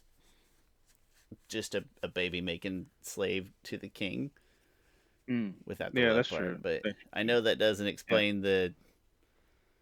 You'd have to find a different way to initially, explain the orders giving the yeah. obedience. Anyway, she gave birth to 3 kids. She then died. He then ordered his daughters to eat her oh, so that horrible he can plan. somehow maintain his power. I don't know His how. daughter's name. I don't get how he got to that. Like, how did you know to As I make say, them for eat him, it? that was a leap. You know. That was Yeah, I think at that point, a huge I, gamble. I'm fine with that logic of just like eater, I guess maybe like because at that old timey rituals and Yeah. stuff, none of it made sense. I'll A say lot of it that that in made his mind, maybe he's just like, I don't think it can hurt. Give it a try. Let's see exactly. what It's like happens. I don't know. like It's just hey, gonna go to yeah, waste. like yeah, it's like I don't care. She's a slave body like eater. I like yeah. What's gonna hurt? I mean, you can cook her for And if you then want. Oh, you're just gonna go at it right there. Okay, that's fine. yeah. So he has his three daughters, which Maria, Cena, I forget the other one. Uh, The three wolves. I but he don't has remember the them names. Maria, Rose, and Cena. Yes, Oh yeah. Maria, Rose, and Cena. Which Sean, did you see in the end credits for like one of the previous seasons? It shows like the three daughters eating her body, I hadn't seen it and to then it that shows the point. king. No. I was Okay, I was yeah. rewatching when I was rewatching with him, and I saw that pound. I was like, oh, I didn't notice that. Thing is, even at that moment, if you're like, "Hey, Sean, pay attention to this," you're like, "What?" Like it's just No, that's little gross, girls man. eating something. Why? They looks like they're just eating That just look like a some type regular of person. That's really nasty. bloody, really bloody. I imagine you looking at me when that scene. I'm like, really interesting. It was like, the fuck is these guys liking people eating each other? What? Yeah. So then they show Ymir's just working even after death to build the Titans, and then also shows like the branch just going right because when they were born, it shows three. Oh no, when they ate, I think when they ate her, show three. I think so. No, Yeah, it's her. I think she it's ate. all only her blood. Like they just need to have her blood. Yeah, I was talking about the branches in the paths. Mm-hmm. So it started like they started to like they went from three to whatever, because it showed like the subjects of Ymir and stuff. Um, then then like goes back to present day. She's still working, still slaving away. And then man, I love this speech from Aaron. Like Aaron has his arms around her side. He's like, "You're nobody's slave, and you're no god either. Like you're just a person. You don't have to serve anyone. Like you can make your own choices. This is your power." And it's like you get to decide. And I love that because throughout like history, like whether it was Marlians or Eldians, they were treating her something that she wasn't. The Marlians were treating her like a devil, and the Eldians were treating her like a god when she was just in reality just a person. She was just a girl. And Aaron was the first one to see that, of like show her like you are just a human being. And like she finally listened, and like this theme where she's like her eye, because throughout this whole flashback she has no real soul in her eyes, she has no pupils showing, and now she sees her eyes are shown and they're like furious and they're crying, and it's like holy crap. And then might be my favorite moment in the show. uh the Aaron's it goes back, like time is going slow. Oh, I'm sorry. I don't want to. Maybe I want to keep going until if you guys have anything you want to mention before I get going to the rumbling. No, I love the eye thing. Like I think I tried to point it out to you. Hmm? Just, I don't know, just find it real Just cool. calling out. There's a Mm-hmm. palpable change Yeah. in the character, in Emir's character. Yeah. So then Zeka's running to try and stop him, like, I'm a descendant from royal Eldian blood. And Aaron's like, 2,000 years, you've been waiting for me. And like everything is just going slow. And then before like Zeke can get to her, it's like, oh yeah, her freaking gritted teeth, and then just a big huge lightning bolt explosion. Like Aaron's centipede comes out of his head. It's just freaking like a whole bunch of crap is happening. People are shook, and then oh man, my it's like the biggest lightning bolt. Then the walls start coming down, and like holy crap, the rumbling is happening. And then like mid fight, everyone's like mid fight, and the rumbling's happening. Flock, Flock, Flock is on top of a wall. I'm watching that. Flock is on top of a wall, and the rumbling's happening. He falls over. I didn't even notice this before. It's like, man, he probably should have died there. Probably should have. One more case of a guy that should be dead. Yeah. Yeah. Stupid. So now all the walls, just like wall by wall, it's all just coming down. And before this moment, Armin and Mikasa weren't sure if they could trust Eren. They're like, is he gonna do Zeke's plan or what? Or our plan? Which our plan is to do. Oh yeah, I should go over like the different plans. The one plan is to do nothing. A second plan is to do the euthanasia plan. A third plan is to use the outer walls and do a light rumbling. That way, you just kind of scare them. Scare tactic, really. You probably take out Marley and whatever. Yeah, if And you then want to take Aaron's out Marley plan. in the process, like, all right, that Yeah. might be enough to make a statement. Yeah. I did not like that plan. Like, that would have scared them for another 100 years, because that's basically what the king did. Like, he started a little rambling and then said, okay, just leave me here.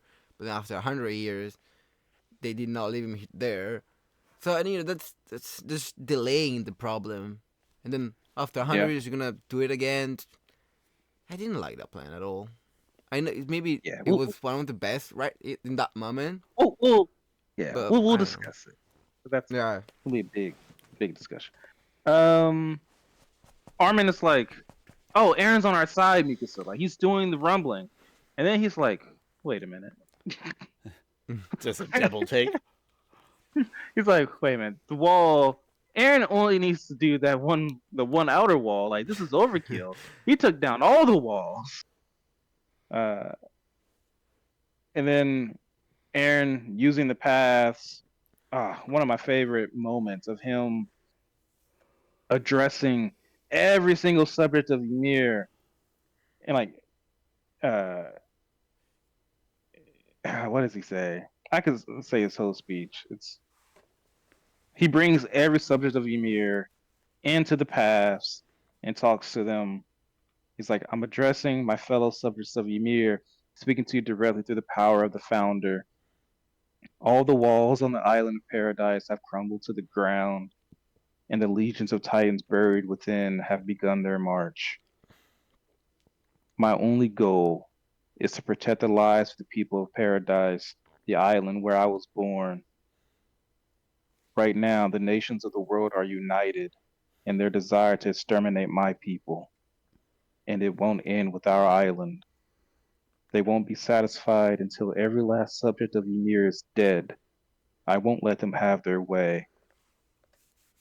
The titans of the walls will continue their march until every trace of life beyond our shores is trampled flat. And like, holy crap! And the people of paradise are all that remains of humanity. That speech was like, like he got on like loudspeaker, like, let me address everybody and tell you guys what I'm doing. Like that moment to me is probably one of my favorite moments of the show. Yeah. Just finally, this thing is like, I can't believe this thing is happening. I did not expect this thing to happen, but it's freaking huge. Yeah. Then it's cool that you see the aliens in Marley just going crazy and trying to convince the Marlians that of what was happening, but no one believed them. Yeah. Oh boy, I'm gonna have to skim through some things. All right. Next. Oh, you guys have any comments on the rumbling? Were you surprised that it happened?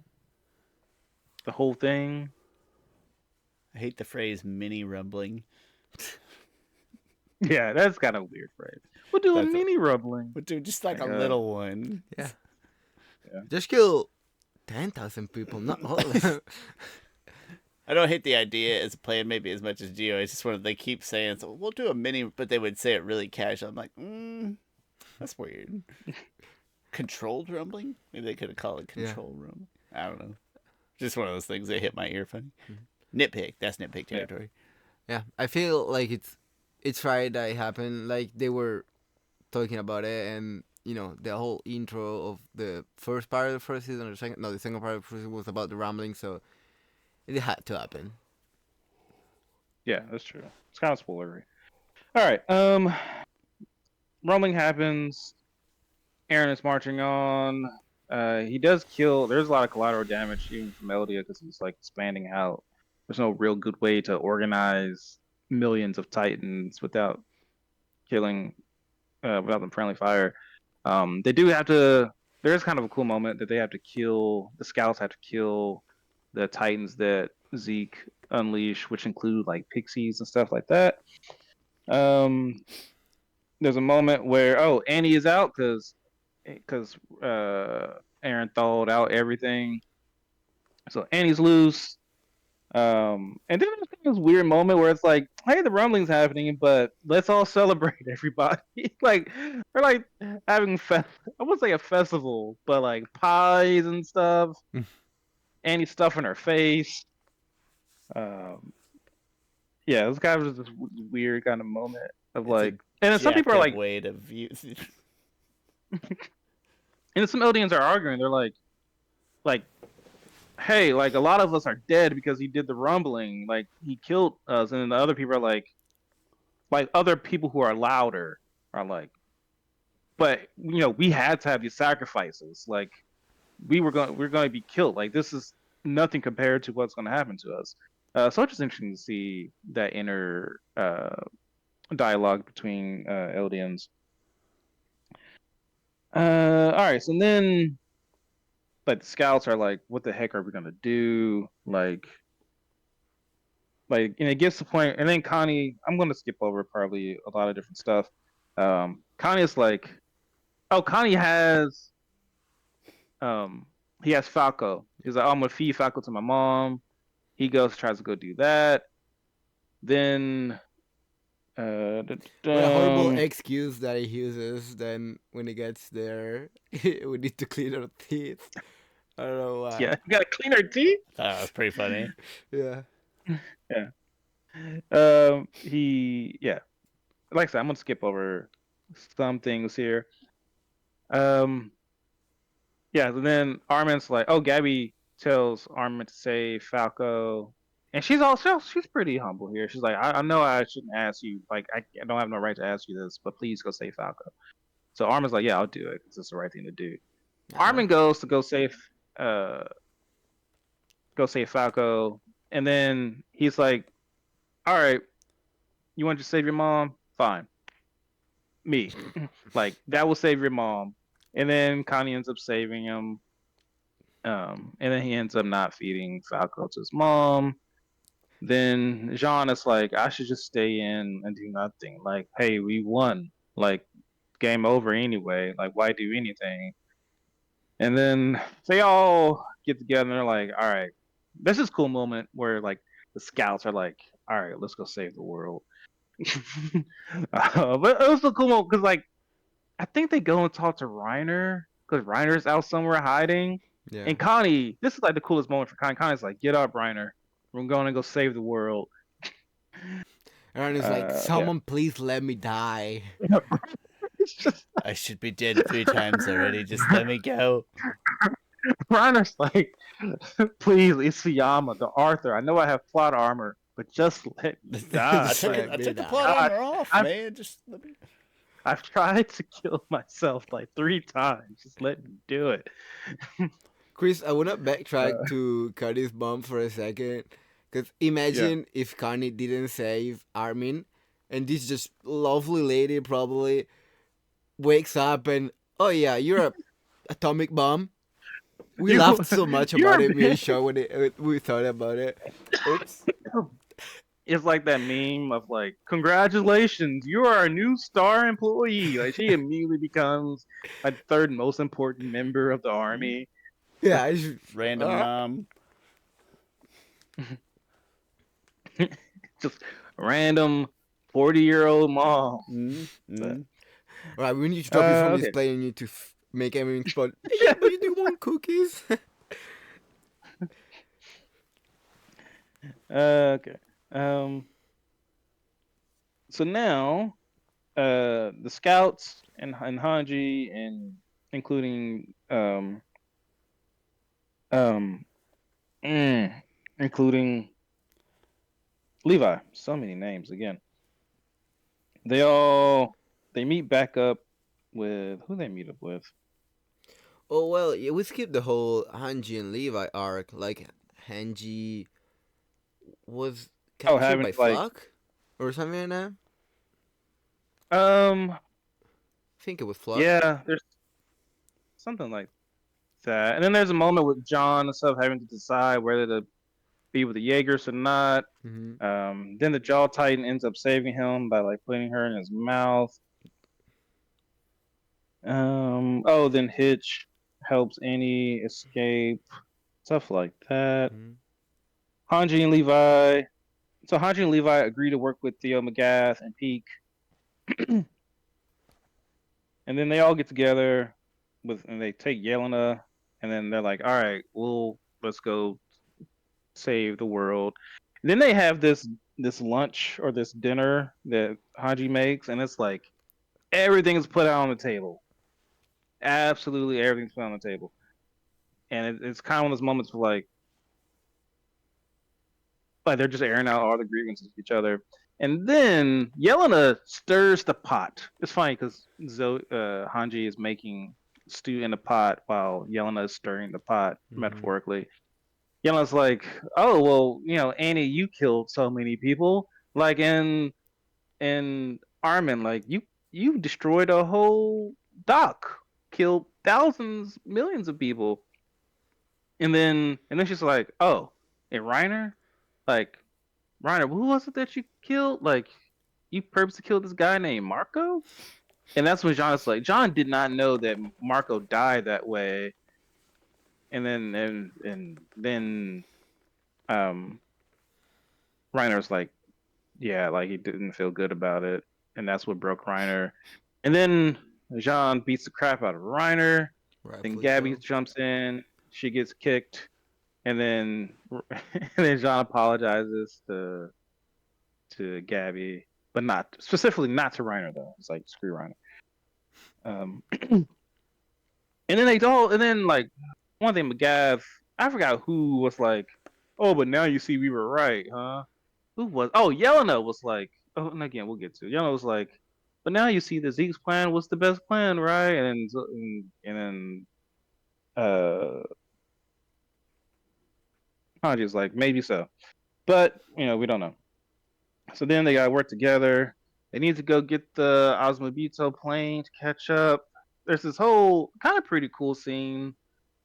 Well, they don't want to kill. Like these are people that they now have to go and kill Jaegerists. But like these are people who they have fought with.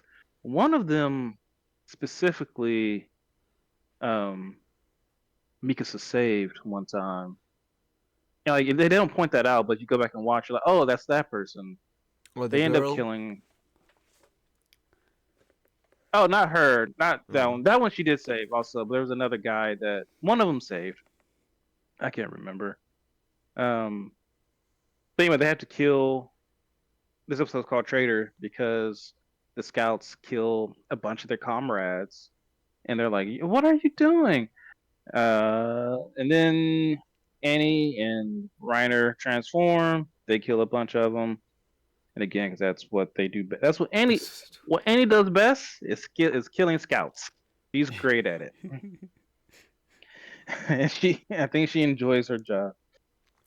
Uh, all right. Who's the Titans for the Diggers? Okay, at the dock, Connie is forced to kill Daz and Samuel Link Jackson, or says Armor's life. Okay. For I sure. feel like something happened that I can't remember exactly. But the boat gets damaged. They gotta fix it before more Jaegers come along. Let's We see. we see we see Falco tie down for the first time. Like he goes crazy because he thinks he can help, but the first transformation never goes well or something. He just ends up attacking everyone. Yeah. Then there's this moment. So they have to get away from the Jaegerists. They got to get the boat up, or they have to get the boat away from the Jaeger somehow. And again, I'm kind of skipping over a few things here. McGaff and Keith Chavez, there was a moment earlier when Keith was like jumped by a bunch of Jaegers that he actually trained. So the moment here where Keith Chavez and McGaff sacrifice themselves, they blow up a boat, and you're supposed to give McGath this cool moment. And one thing I'm like, no, screw McGath. I hate McGath the most because I don't care if McGath looked out for Gabby. He was real racist and he was terrible. He was still like, you guys scum of the earth and whatever. Like, no, screw McGath. I don't like McGath. I'm glad he died. Uh, Yeah, so it's nice that he's better than Gabby because he actually died, but in a good way. all right, so now there's a little bit of a flashback right before you get into the. I'm just gonna explain. Mika said so.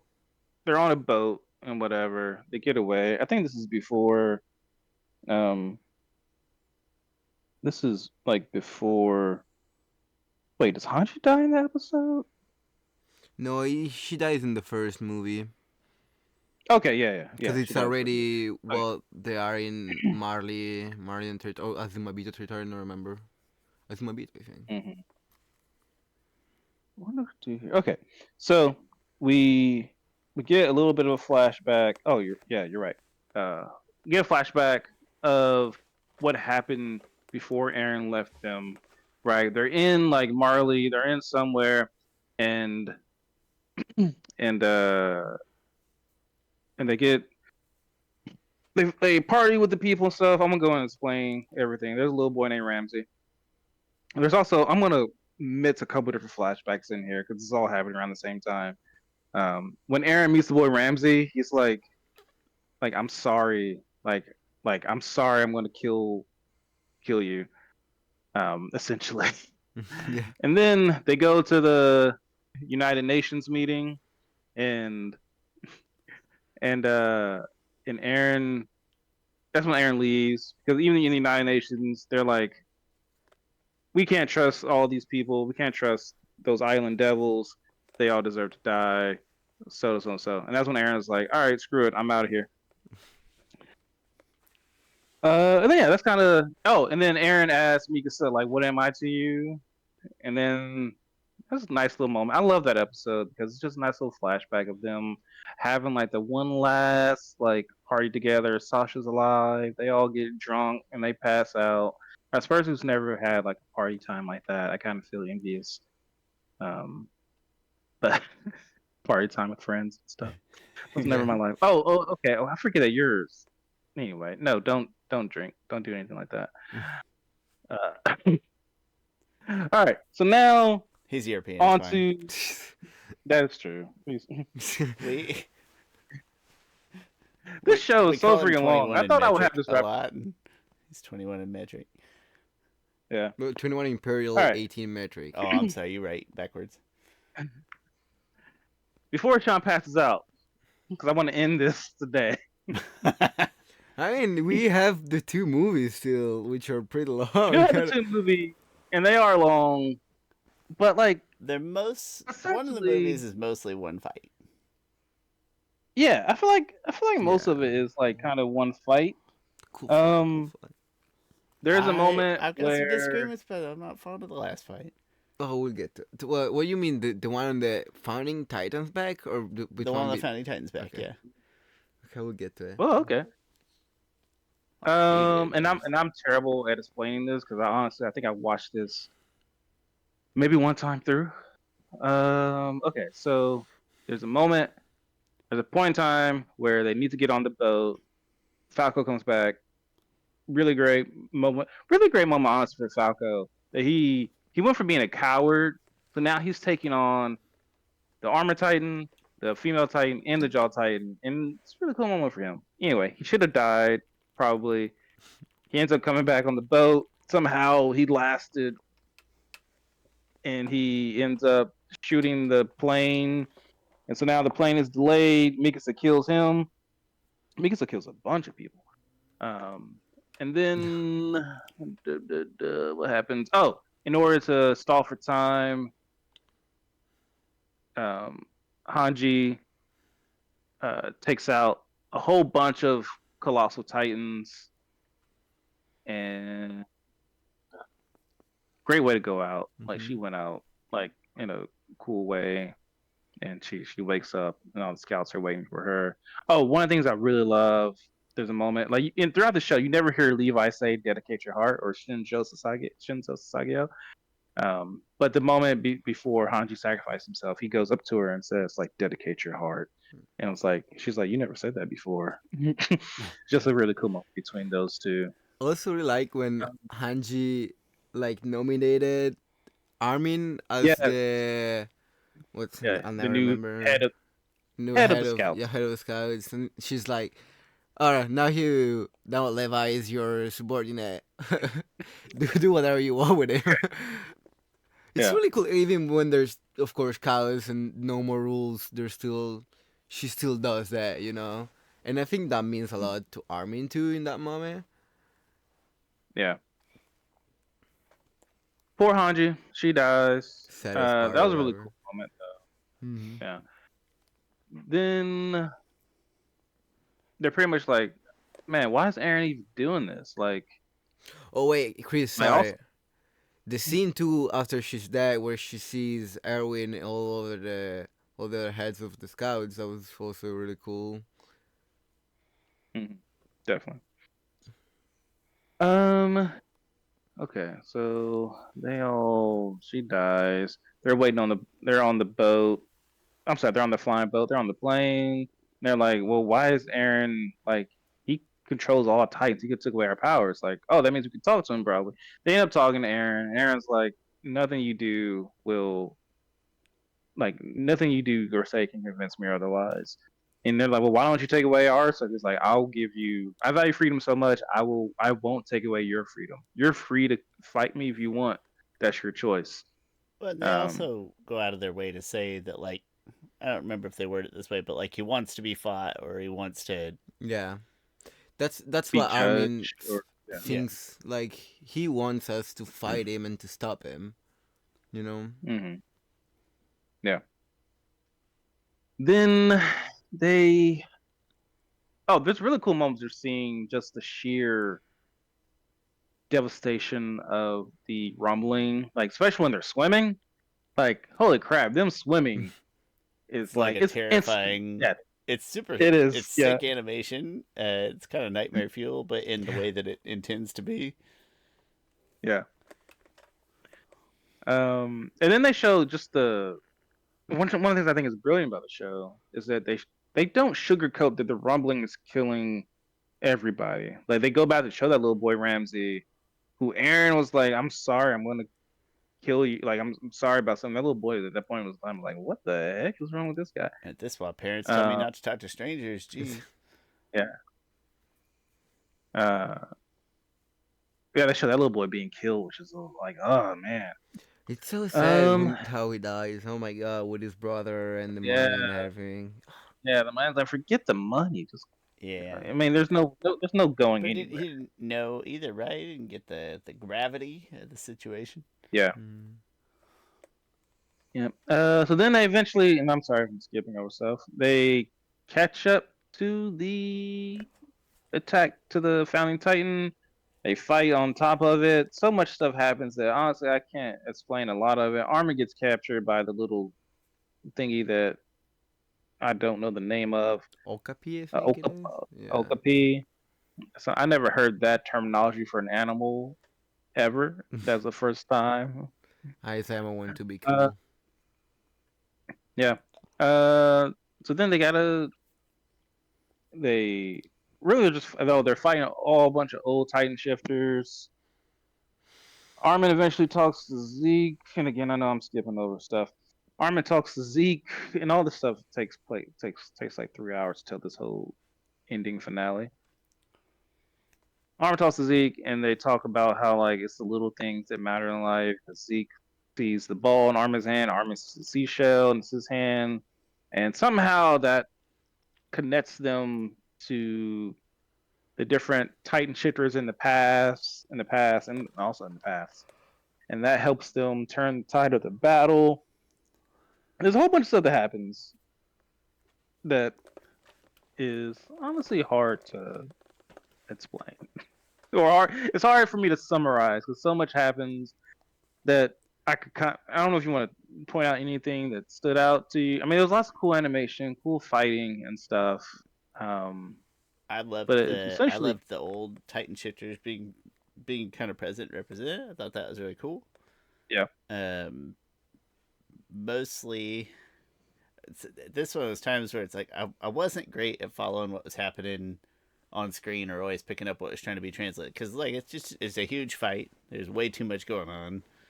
But the animation, I never had any trouble just enjoying the animation that I was watching on screen.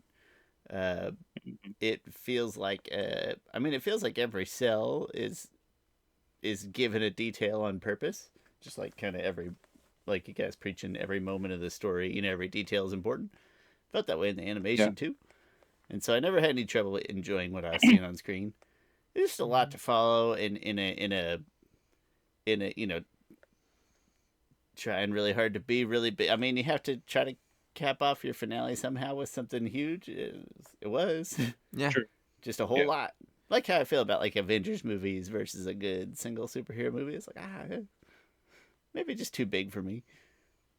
But love the animation, love the concept that Aaron did want that resistance.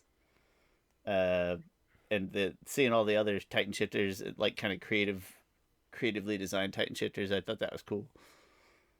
Yeah. hmm I like that part where it was actually Emir that was fighting, and not Aaron, because Aaron didn't want it. And then how Berthold and Porco and whoever else started oh fighting yeah, with them. Like you see the giant titan of Berthold just coming there and saving them. Really cool when Falco arrives and he's seen with Gami. It says like, "Oh, I feel like I can fly. Let me try and fly. Just fly. It's okay. All Oh, right." thank goodness that worked. And then like Zeke just going to Levi and Levi, kill me. Levi, I'm here. And And Levi is like, yep. "Oh yeah, oh, it is my time." it's about time. Oh yeah. Then at some point, Falco turns into a winged creature. Uh, okay. So then Armin convinces Zeke to help him. Zeke is then able to come outside of the paths and form his body, and he's like, "Hey, Levi!" And he's like, "Oh, it's a beautiful day." And one thing I hated that moment because it tried to make Zeke feel remorseful or something, which I never got that sense for him. He was really all about killing every.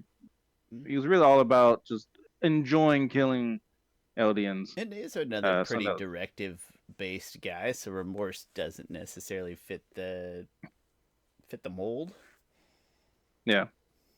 Uh, anyway, instantly Levi kills Zeke, which I think cuts off, if I remember correctly, cuts off the connection that, and also at the same time, I think they use some explosions to turn to cut off Aaron's head, essentially. Then I think it's all over. They think, oh, everything's good now. Also, there's a moment there where the LDNs and Martin are trying to convince people of something. Then Aaron turns into a giant colossal titan. He fights Armin. The centipede thing comes out. They have to keep the centipede thing from reattaching to Aaron, or the whole thing might just happen again. The centipede thing is kind of weird, and honestly, it's weird. It's really weird. There is a moment where the centipede thing releases the steam, and then every Eldian is turned into a Titan. Which, oh man, there's a moment between John and Connie, and it's just like here we are, man. Like we tried. Like we're the scouts. Like we go into battles not knowing we're gonna survive. Then they're all turned into Titans because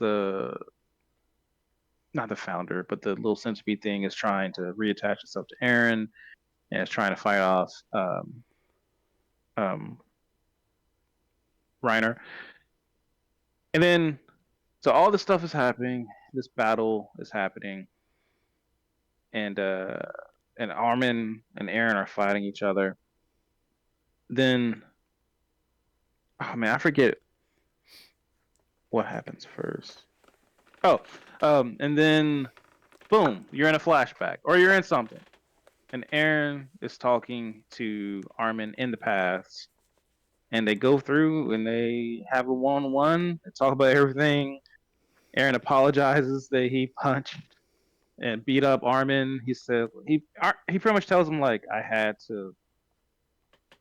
to push you guys away so that you guys could fight me. Um, like I had to do all the stuff. And Aaron and Armin's like, well, you didn't have to be mean to Mikasa.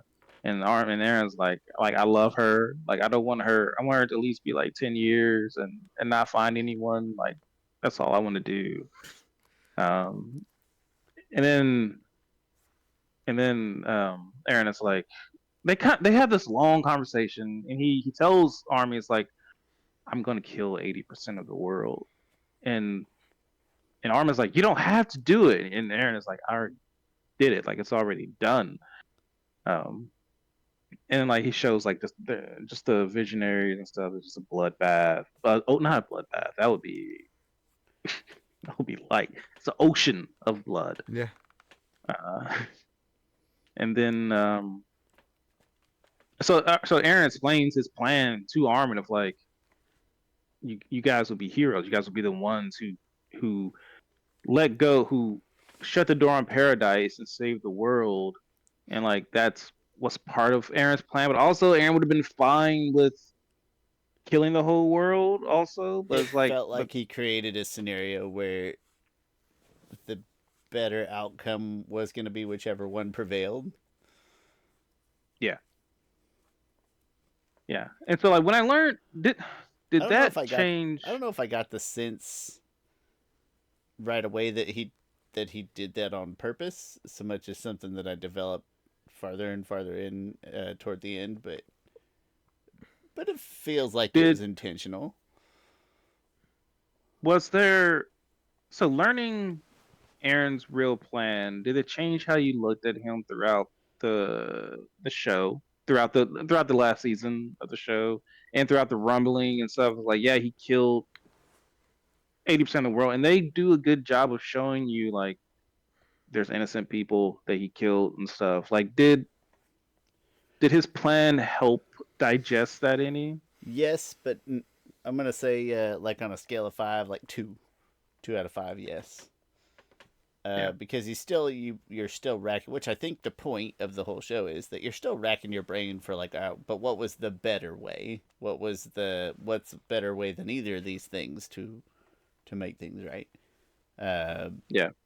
And I think there's maybe not a right answer, but potential answers like, no, man, you could have still.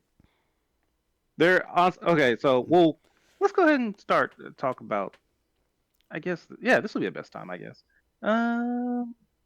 Sure. What I have weighed all the options of this show and all the different options, where there's the euthanasia plan or the do nothing plan or the light rumbling plan, and I think about this pretty often because like this is one of the most contentious things of Attack on Titan fans, because also some Attack on Titan fans don't like the ending, but this is also one of the contentious things of like, do you agree with Aaron or not? And it's kind of split half the middle.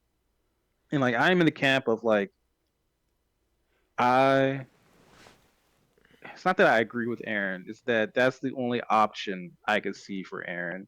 Because if his goal is to ensure the safety of his friends and the island, then to me that is the only option. And every time, so I'll go back through and watch the show. I'll be like, oh wait, but he could have done this and this, and then I'm like, well, no, they explained that you couldn't have done that, and you couldn't have done that. Like the show doesn't have because like morally, me and like I said, this is something that I ask Attack on Titan fans like every time I meet them. Like, what do you think of Aaron's last choice? Morally, me, I don't like that option of, oh well, you kill 80% of the population. That's what and your friends are heroes. But like I said, I keep trying to come up with the better plan that ends in his friends being alive and safe, and in the island being safe also. Because that's to me that's his goal. It's like I can't come up with anything else. Like a light rumbling would have done nothing. It would just delayed things, and really, it would have delayed. And sorry if I'm just talking and rambling. A light rumbling would have scared the whole world. Like you showed them what you can do, and like you would either have to hold them hostage to be like, don't develop any military stuff that could kill us. The thing is, the world military was like the world's technology and stuff was getting to a point that Titans were being obsolete. They made that a point to point that out. And also, just historically speaking, they're probably like 10 or 15 years away from nukes. And like once they get a nuke, they're just bombing the island. Yeah. Like that's what they're gonna do. Because they showed you what they can do with Titans with the light rumbling. So that option to me of doing light rumbling was not going to work. Yeah, I think the light rumbling, every nation in the world. So even if it's just Marley, right? Let's say, well, they take out Marley, because that feels justified and prove a point. It's like, Yeah. every nation in the world would be justified in saying, well, if they decide it's us next, right? They would be complete. Yeah. So otherwise, I would say I generally like the idea of a light rumbling that is specifically directed at Marley. And just nobody. And then just to the rest of the world, like, hey, we only did this because they started it. We're cool now. But like, the rest of the world would still have every right to be like, this way now, but what about in 10 years? Yeah. And some people argue like, oh, well, you go and you put people in place in their government stuff to make sure that their technology isn't advancing to a point. And that's like every Eldian, your smartest Eldian is Armin, and he's an idiot compared to to normal. Like he doesn't know what a car is. He's not gonna be able to be like, oh well, that nuclear fission reaction and stuff you working on here. You say it's for renewable energy. I don't But I don't want to jump the shark, but I think my plan falls close. My preferred, and it's one of those things that sounds good, but like on paper or whatever. In reality, it probably doesn't work. But my preferred plan of action is probably closer to where those people are getting. But they're still talking from like a control standpoint. I'm just like, no, yeah, what if parody just became like a functional piece of the world, like another nation of the world whose natural resource happens to be Titans, and it's like nobody has to know necessarily about the rumbling or what, but like hey, we don't need to kill everybody, and we don't need to just stay disappeared. But what if we just start acting like another nation in the world now that we're getting some exposure and there's some visibility here? Yeah, that's the thing is that like they made a point to say like the rest of the world hates Eldia more than Marley does. Like like there's that scene where the United Eastern Forces or something are fighting Marley, and that boy Zola or whatever his name is, he's trying to heal that man, and that man is like speaking in a language, and that Zola's like, hey, can you translate for me? He's talking to another person. That person's like, you don't want to know what he said. He said, get your devil hands off of me. You're going to ruin my afterlife. Like, and so like the rest of the world kind of fears Eldia more than Marley does. In fact, Marley doesn't really fear Eldia. Marley just sees Eldia as like, they got power. We need to go get it. We're getting closer to the age of information. All right, get some delegates into parody. Be like, hey, this is what we got screwed with. We're real people. Can we participate casually in some international trade? Promise not to kill anybody. There's too much prejudice for that to work. That's the Yeah, problem. that If one thinks the I other's the think. devil, the other thinks the other's the devil, that's not never gonna work. Yeah, I think what is, and I've come to this. What was lacking for like the most viable options is trust and time, because like there's gonna come like there's no trust at all between any of them, and there's a certain amount of time before it's like, well, we got to make a decision, or it's a certain amount of time before the rest of the world's military and stuff outpowers the Titans. It's like if this was maybe 40 years ago, then you might have more time to build that trust and stuff. It's just and then so It is that's the still biggest obstacle. it is still the camp into which I would have pitched my vote because it represents Yeah, my personal best attempt or my personal best feelings about trying to stop a cycle of violence like at its yeah, root without violence. So it's where I would have thrown cast yeah. my ballot. I No, I would have had. I think they messed up when they kind of still like they were only working with the Osmobitos, and the Osmobitos was even. I feel like they had a sense of shadiness. Like I was saying before, if or maybe last episode, where if Irwin was still alive, he wouldn't have been as conservative as Hanji was and kind of sheltered. He would have been more proactive in creating those relationships with other lands and Yeah, stuff. I don't know if he would have been successful. but They would have but saw. They there's would a have got. They would have seed heard his there. speech. There's a seed demonstrated there that gives you hope that it could have been possible. Yeah. Oh, and then the euthanasia plan would not have worked at all. Like even if, I also just don't like that. It's like yeah, it's like you're not bringing peace to the it's world either, right? You're just it's yeah, and also it's still genocide, it is. even though you, yeah. It's my But preferred method of also, genocide. If I were to be genocided, I'd want to go that way. yeah. But Uh, you're not but helping anything. You're even not solving the problem. Well, yeah. there's some point But now, even but in if 70 years you will, because there's not gonna be any more Titans. In the world is just gonna go on doing horrible things to each other like they always do. Like why don't you belong in the world doing horrible things to each other if they're just gonna do it anyway? But just that's the thing. Like they did it because they hated the Titans. But if there's no more Titans, they're not gonna do Titans anymore. And then wars between other countries. Who cares about I them? know those things are gonna happen but anyway. Why not let yourself be a part of the world and try to be part of the solution? Because the biggest, I think the so biggest hole, time. I think the biggest hole in the euthanasia plan is that, like I mentioned before, Marley didn't hate Eldians necessarily. They used them as tools.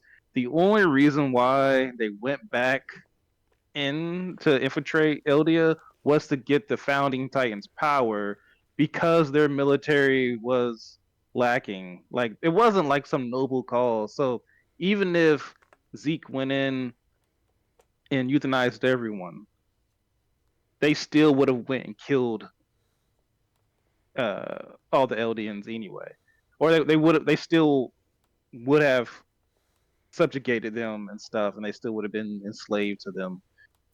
So that wouldn't have Would have been solved.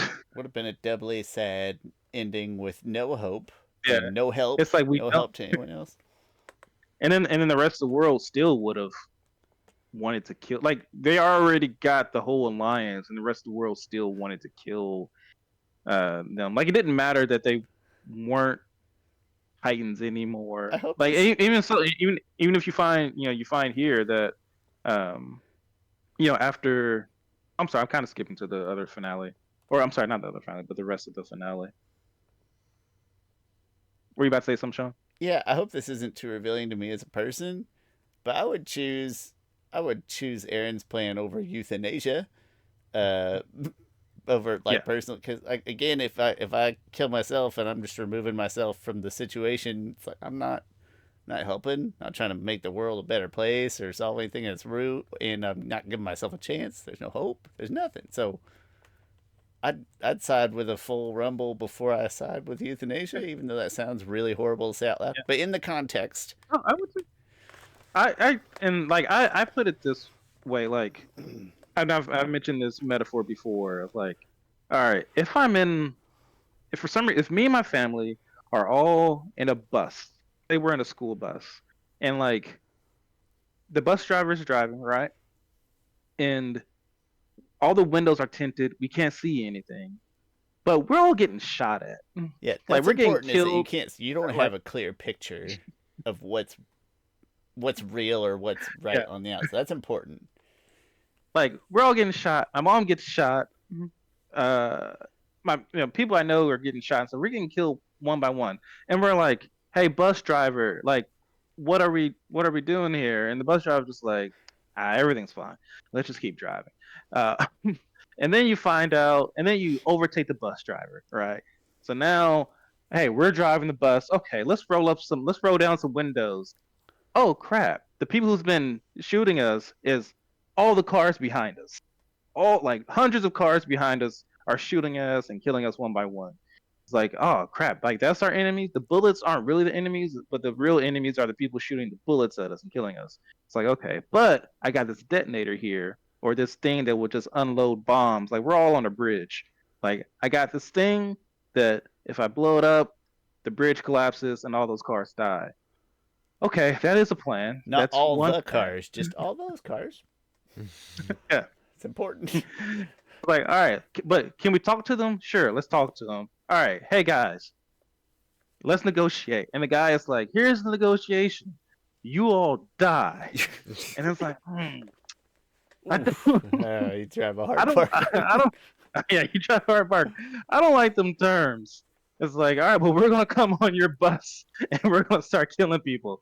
It's like, oh, okay, all right. Well, I guess I will just press this button and kill all of you. But now it's like, oh, well, you know what? I didn't kill all of you. Actually, I killed 80% of you, and but my co-pilot killed me too. My co-pilot's cool with you now, isn't he? Isn't he? Like, yeah, I guess he's cool. Okay. Also, like you only in this problem uh, with too many real life parallels today, but it's like you probably only talk to the loudest person. The other people there might think that they're just doing their job because they can't see inside the bus either. Yeah. You Yeah. only talk to the person with the biggest mouth. But yeah, like I said, it feels bad to say that, but given the It does. context, given That's what Aaron knew, I do that. It also raises fun. One of the best assets of the show, I think, overall, is that it raises this concept of when you're looking for an answer, is there any when you talk about self defense? I think a lot of people would justify like violence and self defense. I'm not saying it's right or wrong, but like violence and self defense, like yeah, sure, protect yourself. When is it allowed for that to become proactive to solve yeah. to solve a root cause of a problem? Like if it's proactive, can it still be self defense? And I think there's like an interesting that's probably one of the most interesting gray areas there is Yeah. how much or how big am I allowed to go to protect what I feel right to protect? Yeah, like if the Texas chainsaw, if I have a gun and the Texas Chainsaw Massacre guy is coming towards my house with the chainsaw, Yeah, he yeah. hasn't done anything yet. But Not you know yet. what? At what point? I'm At shoot. what point does it become self defense? Like how close does he gotta be before I'm allowed to shoot him? Yeah, and that varies by state. No, I don't And that know. well, it does. There's property Yeah, states where you can shoot people for entering or whatever. Uh, yeah. that to me is one of the best assets of the show is asking Yeah. that kind of specific question because it's really easy to say like, oh, well, you're allowed to defend yourself. It's like, all right, when do I start?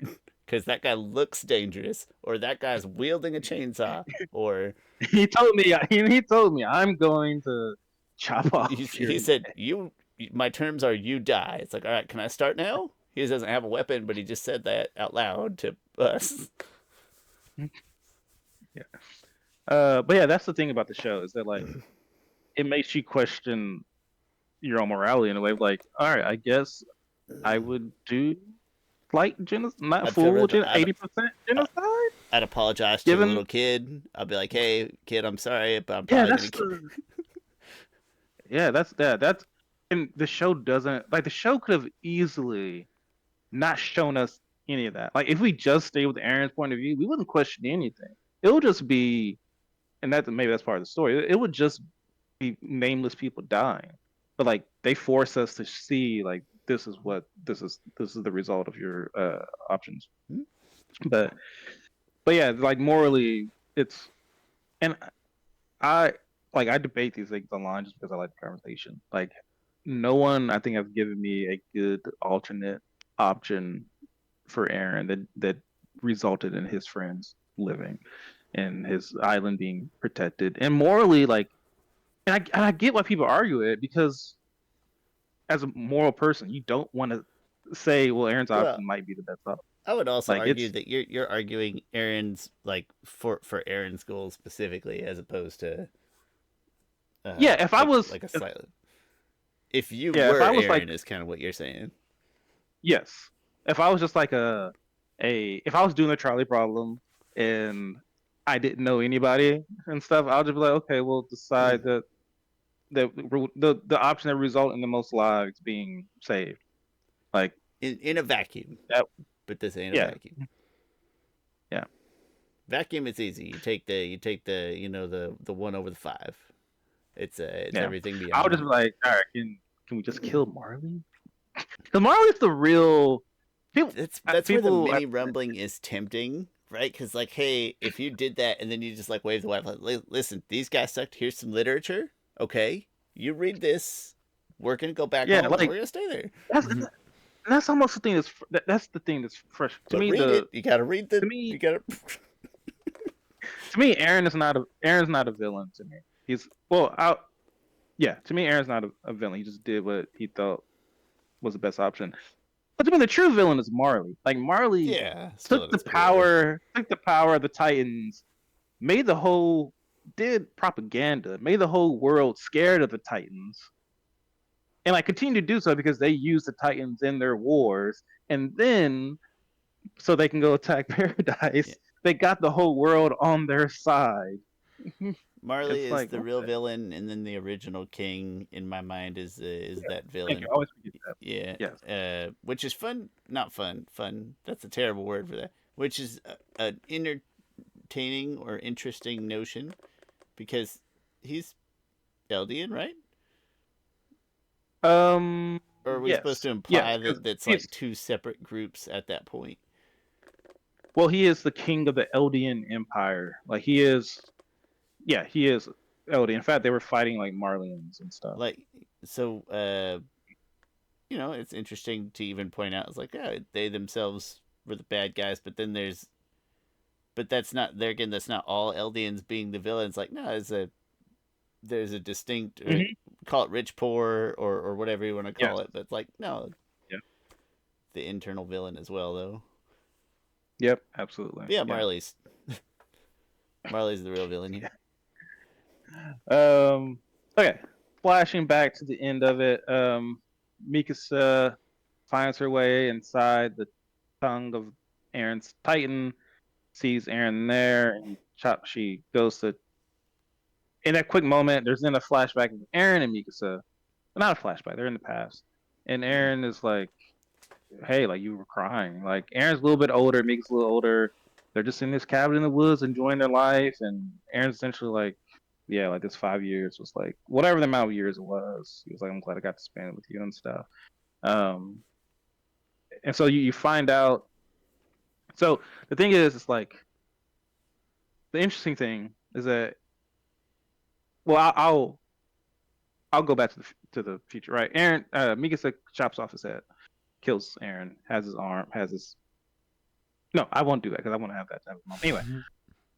Anyway, Aaron has that moment with Mikasa where they spend pretty much like 5 years together.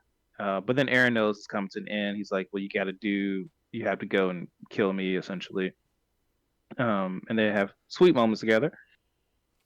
He has the same moment. He has slightly different moments with everyone that he was close to. But it's like it's different. So Aaron, on that time on the boat, when they talked to him through the paths, he's he talked to them all and had his own little moments with them. So he had his moments with Reiner, he has moments with uh, Connie, because he told Connie that he'll turn his mother back. It's kind of like Aaron is a god. It was just kind of weird. I mean, he is in a way, because they're just like, oh, he told me he would do this, and they're all like, you beautiful son of a. Like, You son of a bitch, I'm I'm like, in. yeah.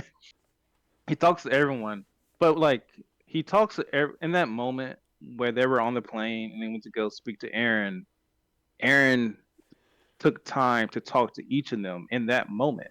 So that, well, I'm sorry, not in that moment. There's a part where Armin is like on a boat and he's like, "What just happened?" And you don't really pay attention to it at that point in time. But before they go and attack Aaron, and so Aaron wiped their memories of that happening. So Aaron had that time with them to just, I guess, be with them, because that was his friends and stuff. It's funny. Peak is like, "Oh, I didn't get to talk," so she felt left out. Yeah. uh, just, which I'm like, yeah, you don't deserve Peak. Uh, How poor Pete. you don't He'll deserve. regenerate You over don't. there. Yeah, you don't deserve your time with Aaron Yeager. Um, and so he had that time with him. Then he told Army, is like, he, he told Armin that, like, yeah, I'm going to do it. I'm going to kill the whole world, and then I'm just going to erase your like, you won't remember this when you wake up. Him and Armin have this like really moment of like, we're both gonna, like, we'll be with each other in hell, essentially. Really great emotional stuff. But with Mikasa, he couldn't have that same moment with Mikasa because Mikasa is an Ackerman and he can't erase her memories. And so in that short moment when she was like on his tongue, about to chop off his, right when she's about to chop off his head, he then has that moment with her and has that 5 years that he spends with her. So it's a slightly different moment. He then chops off Mikasa. Mikasa then chops off his head. She carries it. She, oh man, when she shows the head, like, and Armin kind of wakes up from this vision too. He goes to see Aaron, and that cry he lets out of like, oh, that was gut punching there. Yeah. Yeah. And then there's a couple other stuff. So they all turn back into humans because that's what Aaron wanted to do. And then even then the Marlians are like, well, we can't trust you and stuff. Like, and they're like, no, we're humans. Like, like, we can't turn into Titans anymore. And they're like, we can't trust you. And then Armin comes in, he talks himself out of it, and he's like, I'm the one who killed the founding Titan. And then kind of it's kind of the end of the story essentially. Like a couple years pass, and well, they explain Aaron's plans, that Aaron wanted them to be the heroes of heroes who gave up paradise, so that they would show Elda in a better light. Um, Mikasa stays, and she buries Aaron's head underneath the tree that they used to go to all the time, because she knew that, like, they wouldn't allow a proper burial for him. Um, and then, sorry, I had a random memory of when Osama bin Laden was killed, and my Facebook status of that. Um, I know that sounds like a weird thing for me to laugh. When Osama bin Laden was killed, because I guess Obama didn't want to piss off people, he still like buried him, and he still like dropped him off in the sea. And I remember my Facebook status was like, "This is like when in Transformers, when they drop Megatron off in the ocean." It's a matter of respect. Yeah. Um. Anyway, yeah. So they wouldn't. Amigas had buried uh Aaron's head. A couple years go by. The scouts are now like, they're not. They weren't allowed because they're traitors. They weren't allowed in Eldia, but Krista's still the queen, and she lets them back in to do some like negotiation, peace talks, and whatever. That's kind of where the story ends, and then it flashes forward everything. Mikasa dies. She still has the scarf. Um, War continues to happen. The whole island's blown up. future happens. And at the very end, the person walks in with the dog into the tree's now grown into the big freaking tree, and that is, I don't think I'm sure I am missing something. But That's it's a essentially the end. there's like a yeah, it's a they go out of their way to show that whole cycle. But that's actually Yeah. I loved that ending, the ending Okay. sequence. Yeah, I thought it was a really nice way to. I mean, it's one of those you could sit there and like overinterpret it forever. Yeah. But just I don't know. There's a message in there about like all you can do is keep trying. Like all you can do is keep trying to fight the good fight, and bad stuff's still Yeah. gonna happen, and you just got to keep looking for the good and fighting for the good. And it's really depressing to boil it down in that nutshell. But I thought that was probably the most interesting end credit scene because the credits are rolling Mm. Yeah. I've Yeah. ever seen, and I don't think it's close. I can't think of another time I've ever been glued to a scene behind end credits. I was like, no, that's a really nice way to wrap up what this whole story I think is trying to tell, or at least what it told to me, which is you just got to keep fighting the good fight and hope that eventually you're this little sprout of hope will grow into the big tree, and then oh crap, wait, that big tree is gonna make titans again. Oh crap. Yeah. Yeah. They leave it little open ended, which I like little open ended. Just I like open ended because it's not the story itself comes a complete ending, but still, you like the story to keep going in the audience Yeah, mind, it's open even with a ended in little the way thread. that Inception is open ended, which like I saw that top shake. Okay, it's open ended, but I saw the top wiggle. To me, it's funny. Inception's probably it's funny. Inception's one movie that I don't revisit I all that I don't often. Like I care to. It was like a uh, nice thing in its time, I guess. I say in its time like it's super old, but like at the time it was a big deal, and I watched it. And it's like okay, and now I just like I saw the top wiggle I, at the end. I know what's going on.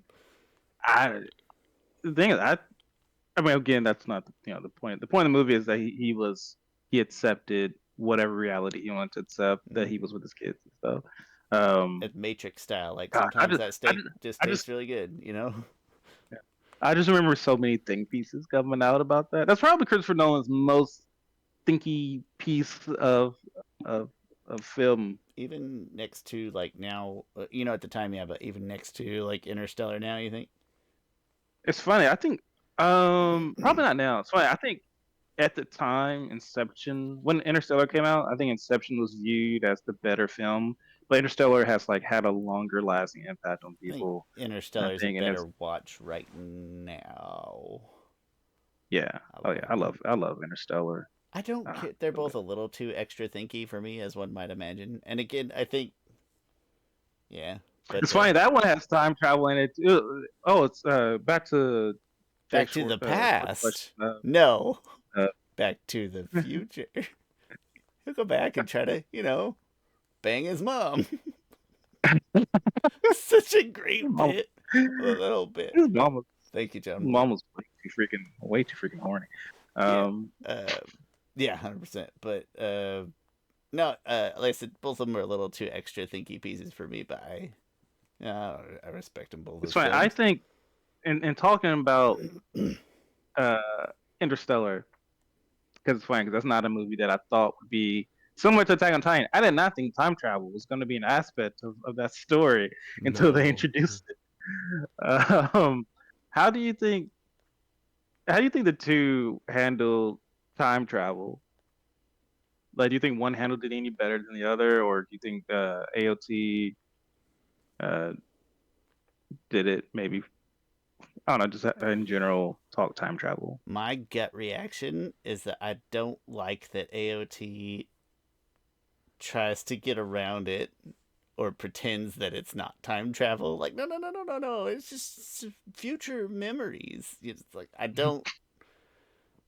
That's just a gut reaction. I'd have to think about it and sit. I'd probably have to watch Interstellar again. It's been 4 or 5 years at least. But my gut reaction is like, no, they're trying to cover it up and make it seem like it's not, and it just is. They altered different points of the timeline from other points in the timeline.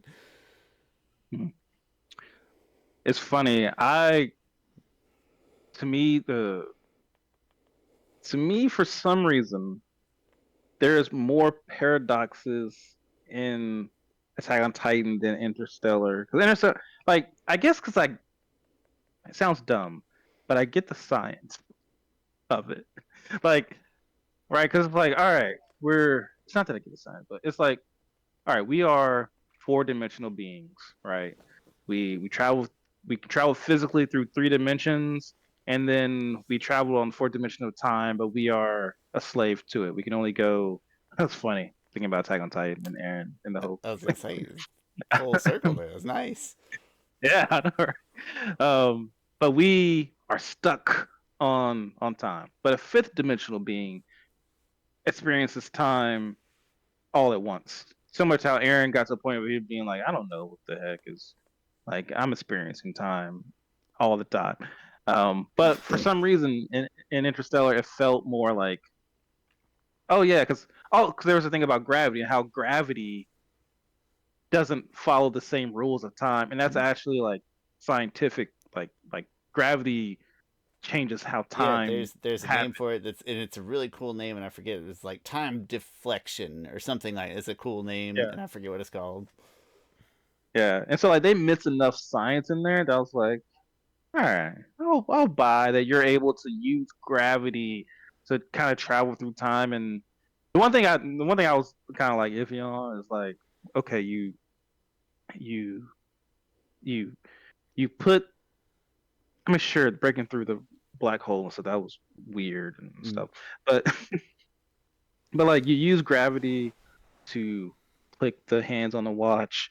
How long did it take to decipher what click meant and stuff? Like it takes a long time to find a pattern in something that feels random Yeah, in a watch hand going that somebody would like just pass off. Yeah, she immediately grabbed it and was like, oh, and like writing her notes yeah. and stuff. I'm like, I think that would have It's speaking. you Uh, got to put that on a supercomputer to fix. Chris, I prefer, to my point, I think earlier, is that I prefer your explanation of Attack on Titan more than the way that they describe it. Is like, oh, he's a fifth dimensional being. He's a founding titan. He's just experiences all of time at once. He's a mirror. That to me is a way Yeah. better explanation than it's future memories. Yeah. Can you just say that he experienced that? As soon as you said that, I found that more satisfying than any bullshit that I heard from the story itself. Is way more satisfying. Just say that. He's fifth dimensional. He experiences all. He's a god. But that's, I mean, you can, I was gonna say that might be too It's science fictiony rather than fantasy, but you can say it in a way that would sound more fantasy of yeah. like Instead of fifth he experiences. dimension, and well, and like God's not the right word, but he's he's this higher being for that time Yeah. is another dimension that he experiences in the same way as a three dimensional space that you can move through at will. That was what just you just accidentally described it in a more interesting way than it sounds coming out of the show. Yeah, cool. None of it's as bad as the third Okay. Harry Potter. That's some bad time travel. All right. You got wrapping up thoughts? Are we gonna do some kind of? You want to throw some kind of rating out here? Just thumbs up, thumbs down, or you want Oh, thoughts first? oh, How do you well, want to yeah, approach sure. that? I'll go first. Rating wise, I consider, there's a certain tier of television that I put not a lot of shows. And honestly, I probably only put Avatar in. As in like this is one of the greatest works of fiction ever. It's one of those, and there's I have my issues with it, but it's interesting 'cause I don't really have many issues with that. I Well, got but more we issues talk. with I more. mean, every week we talk Uh, about things like we come that's true. across issues every week with Avatar. Yeah, Also, yeah, that's true. Uh, but like the show, how it's funny. I was watching them today about like how Aaron's wants or his objective changes every single season of like, all right, I'm going to kill monsters to save humanity, to save myself. and then it grows into, okay, I have to kill other people directly who are trying to kill me to save myself. Then it turns to I have to kill the whole world in order to save myself and my friends and loved ones and stuff. Like it slowly changes his his goals and objectives, and it paints a really interesting moral picture. And the show, I'm not sure. There's not much I would change with the show. While there's questionable things and stuff, a lot of fans hate the ending of it. Um, I don't at all. I don't know if I love the ending. It's just like it's hard to love the ending when I don't think there was any ending they could have had where I was like, oh yeah, I love this ending because like the show was never gonna promise me a happy ending or anything, and so like no matter what, it was gonna be bittersweet. Um, like unlike Game of Thrones, it was just like bitter. It's like to me the characters and everything that happened um was good. Mikasa found the courage to kill Eren. Like things happened in a way that was satisfying enough, and almost to a point where you have a such a convoluted story and plot that is a triumph in of itself. To have something that is like to have an ending that is like good, good enough. Not I like the ending. I just don't know how I would like love the ending, no matter what they did. And so, long story short, it's an amazing TV show. This show probably has the most twists and turns of anything I've ever watched.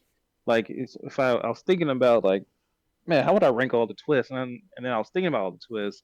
Like, oh yeah, I forgot that was actually a twist. Like other twists have been so big that I forgot these other things were twists that I didn't I don't even like prop up as much.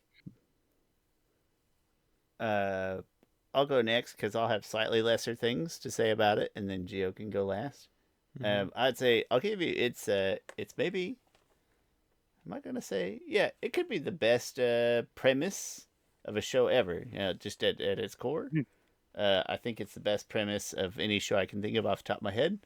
So if that's in like 10 out of 10 territory, I don't always love the delivery. I'd say a lot of times I like the delivery, and then there's other times where I'm annoyed by pieces and parts of the delivery or the packaging. So if that's somewhere in that 5 or 6 territory, it's like I'm in 7 or 8 territory. I think it's an amazing premise, told with tools and mechanics and things that don't appeal to me personally, but they clearly do the job for a lot of people. So put me down for like an 8. Okay.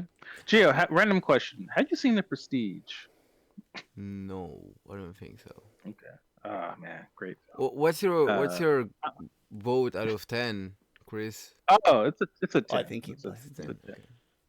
Um, I should say that that's all subtracting the sentimental value of that. I completely enjoyed, like, it was a bonding experience for all three of us, and then also just like Gio and I would come home from school and work or whatever, and we'd sit down and watch, and that's a good, like watching, like, it's weird to compare it, like Chris, like watching a TV show with your kids that you really enjoy. So that fantastic, like, irreplaceable sentimental experience, but I'm ignoring all that and just looking at the show. Otherwise, that would weight it unfairly. Personally, okay, so for me, okay, it's a great show. First of all, I think that everyone who enjoys anime should watch it, just because of Oh yeah. how great the mind of the creator was, and how like, you realize how complicated, but at the same time that everything fits together an anime can get. And for me, it's a 9. For sure, if I wanna feel feelings, that's what I would go for all the time. And I love watching it with people that don't know and see all the twists and see their reactions, like I did with Shawn. Yeah. So for me, it's a 9. It's not a 10 because it gets too confusing. There's at one point there's too many theories. There's one point where the theories are too much. Are you gonna make your girlfriend watch this with you? Sure, you watch it. Yeah. Sure, you watch it. Not Gosh, I wish I more could than make my once. wife I watch. think. Oh, okay, cool. Mhm. Yeah, I think Yeah. complexity. Have you I seen? think you can Okay. appreciate detail and complexity, and you can appreciate the amount of effort to tie all those knots together, but it still be essentially a potential negative for just as a viewing experience. You know, like yeah, I respect the work, but ouch. Yeah. Yeah, it's fine. There's some stuff that's like, I saw a, we're writing a story about Zeta. Um, I saw someone like, oh man, a Zeta story about political like intrigue and stuff would be cool. I thought to myself like, hmm, no thanks. like, Gross. like it's Which like every like I like political stuff enough, but like when I watch things with like political stuff in it, that's the least, even done well, that's the least like enjoyable things of it. I'm also gonna toss out there that so like House of Dragons is one that you've stated before that you liked. It's like, yeah, there's lots Yeah, of political happenings, but it's like it's action overlaid with like political motivations yeah. is all. It's It's not like like they're sitting down and like hashing out important treaties with the Earth Nation and the Air Temple. It's just do I want to watch House of Cards? No, I don't want to watch House of no, I Cards. do not. In fact, you've so beautifully designed Kitsune to be the part that isn't political. No offense, Like, Sato. I want a Batman story. That's what I. Yeah, that's absolutely that's what it. That's the whole delightful appeal of that character to me personally. Yeah, like Especially not just I not keep just politics, but Fire Nation politics. Like, oh, gross. I keep trying to go back and find what episode we like first mentioned it. Like, oh yeah, but what if it was like Batman? Not, I want to say that you had mentioned Batman first, which is surprising. It's probably I'm gonna guess it's in the Yang Chen novel, one or the other of the ballpark, right? Would have been where we started Yeah, thinking and about that. I tried to ask ChatGPT to say, hey, go look this up for me. I'm like, no, sorry, I can't go through and look at Come on, individual Chat episodes GPT. of the podcast. That's Yeah, bullcrap. and then I asked it for a review of our podcast, which was pretty good. But then it gave me a link to a different podcast. It was, but anyway, um, yeah, Attack on Yeah. Titan. Oh, Gio, I was gonna ask you, how does it rate to you compared to other anime, or rank to you compared to other anime? For me, the best of the best is Oh, One okay, Piece. whatever. I got up there, but I think There Same could over not here like be because that was two terrible. more opposite anime that is in the true. history of anime. It's incredible how much the things I watch range. You know, Avatar is unequivocally closer to Attack on Titan than One Piece in Oh gosh. in theme Uh, and tone. I know it's hard to accept at face value, but it is. yeah. I think I have One Piece of first. Attack on Titan has to be second. okay. I watched so many. In terms of, For, I mean, it might be the best anime of all time. My favorite is Yu Yu Hakusho, and then I would probably rewatch Naruto. I'm not sure. Um, Rewatch Naruto. Ooh, he was about to say something big, aren't he? what That's is not I good. forget how I rank my. I think I go Yu Yu Hakusho, Attack on Titan, Demon. No, maybe Demon Slayer. Then My Hero. No, I think Naruto's higher than both of those, and I've never seen One Piece. I don't know if I knew you were You that will high never on see One Naruto. Piece. Oh, I love Naruto. Naruto's great. Like, I oh didn't man, know. Naruto has some I knew great you liked it. I don't know emotional. if I knew that you loved it. Yeah, yeah, that's definitely love of Hmm. Naruto. All right. All right. Anything that I have a statue to, I put in the love section. Okay. So like, let's see here. I have Aaron Yeager, of course. Let's see here, and then got some Yu Yu Hakusho. Got a bunch of those. Okay.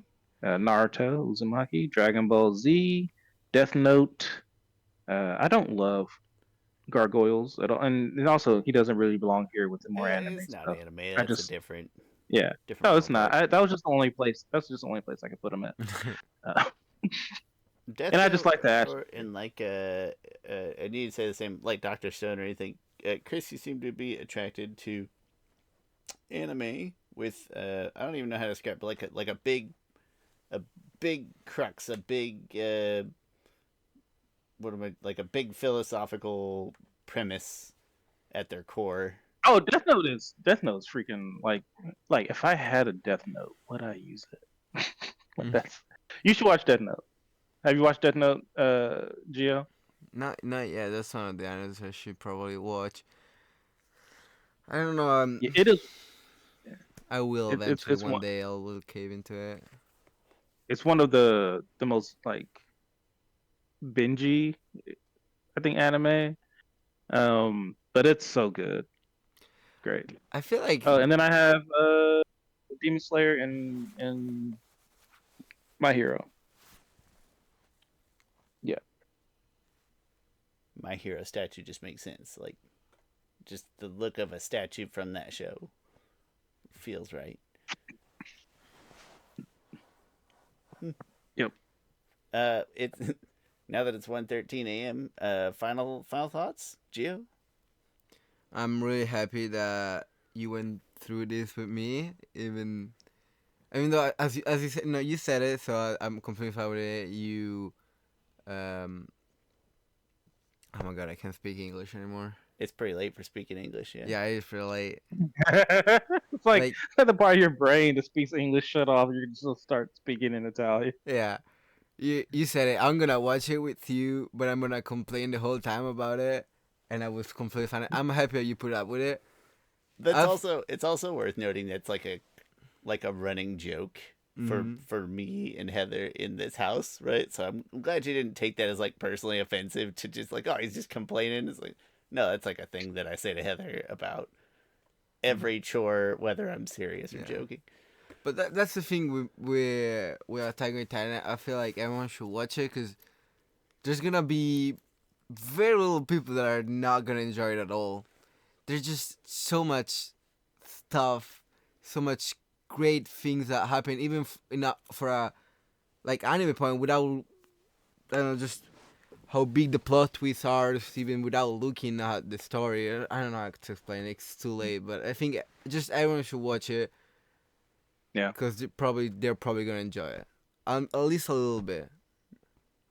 Oh yeah. Oh, without a doubt. I don't know anyone who didn't enjoy it. It's addictive, I think, kind of show, and it's hard not to be like taken back by the plot twists and stuff, like you said. And if you get to the scene where they're choosing between Armin and Erwin, just hang in there. That's the only part of the show I was like, God damn it, they're gonna give it to Erwin, and I'm gonna have to tell Gio I'm not watching anymore. It's gonna be weird. That's the only time where I really I wouldn't say seriously considered like stopping, but seriously considered like, damn it, this is gonna piss me off. Like that's the only time where I ran into that roadblock. Imagine when it was weekly and people would have to wait like a week for that You say episode. imagine, but like we are of an age on this podcast where this is kind of a normal nostalgic occurrence for us. We had to wait a whole week before we saw how Ash was going to stumble into his next badge. Gio, did you know that in order to find out what was on TV, we used to turn to a channel, and that channel would show what was on TV for like the next hour and a half. It would just like slowly move the You channels couldn't down. control it. You Yeah, couldn't you couldn't control it. You just control had it. to watch. There was no like if you're like, oh, what's on TV right now? You couldn't just look it up on the internet. Our TV guides were free at the grocery store, and it was like little thin, like kind of pamphlet style. And that Holy would give you crap! I forgot about the physical TV. I used to physical love. piece of paper. Yeah, I and used to. it would be a week at a time for NBC, ABC, PBS, Fox, maybe UPN, maybe WB for like the antenna channels. It would be a week's worth for those 5 or 6 channels. It would show you every hour slot. I think ours used to come in the Sunday paper, and like like you would just spend like the day going through, like Highlighting you this might shit mark that you're gonna. highlighting. Well, Oh, I and feel there was no sorry for titles. you. There wasn't titles, at least in mine. There was titles of the show, but not of the episode, right? So it's like Oh no, there I had was to track. Like I'm gonna use Pokemon as my example because that's top of mind. Because I would get it and just to like make sure, like, oh yeah, Pokemon's gonna air every single day on WB after school. But it's like you don't know if you forget or you skip an episode. It's like you don't know what episode it's picking up on. It's just Pokemon. yeah. All right, Chris, final I thoughts? gotta go watch this Legacy. Okay. Final thought. Attack. Oh no, I don't have to rush. Final thoughts. One. I think it's one of the greatest works of fiction. If It's a must-watch anime. It is a great not drug way. That's not what they say. Gateway anime. Uh, Attack on Titan and Death Note are like two. Those are the two animes I recommend to people new to anime watch. Like they are easily ingestible. They're not like too anime-ish and stuff. Um, it's like they don't like they don't follow certain anime tropes, whether it's like perversion or even like googly eyes and whatever. They don't follow a lot of the anime tropes. Um, they're very accessible, and yeah, it's a highly recommend for anyone. My final thoughts would be that Gio is probably a better sport about watching Avatar and Korra than I was about watching Titan. Well, I mean, I enjoy Avatar and and I'm enjoying Korra. He's 'Cause still I like do. I just watch all. I mean, I made you watch it even knowing that that wasn't your type of show. So I have to say a little sorry for that. no apologies needed. He still likes season 2 better than season 1 though. It's weird. Yeah, no, I loved it so much more in Interesting. season one. That's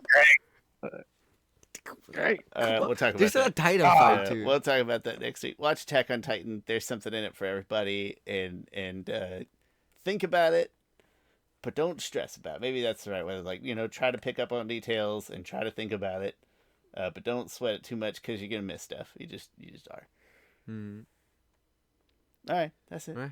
Thanks, Gio. Thanks, Chris. It's been Avatar: The Last Podcasters, our last Attack on Titan. Maybe we'll get Gio back one more time to talk about Korra. That'd be great. I'll try to finish. I'm in season 3 now. I finished it. Perfect. Yeah, binge I if you finished can. season 2. Oh, you.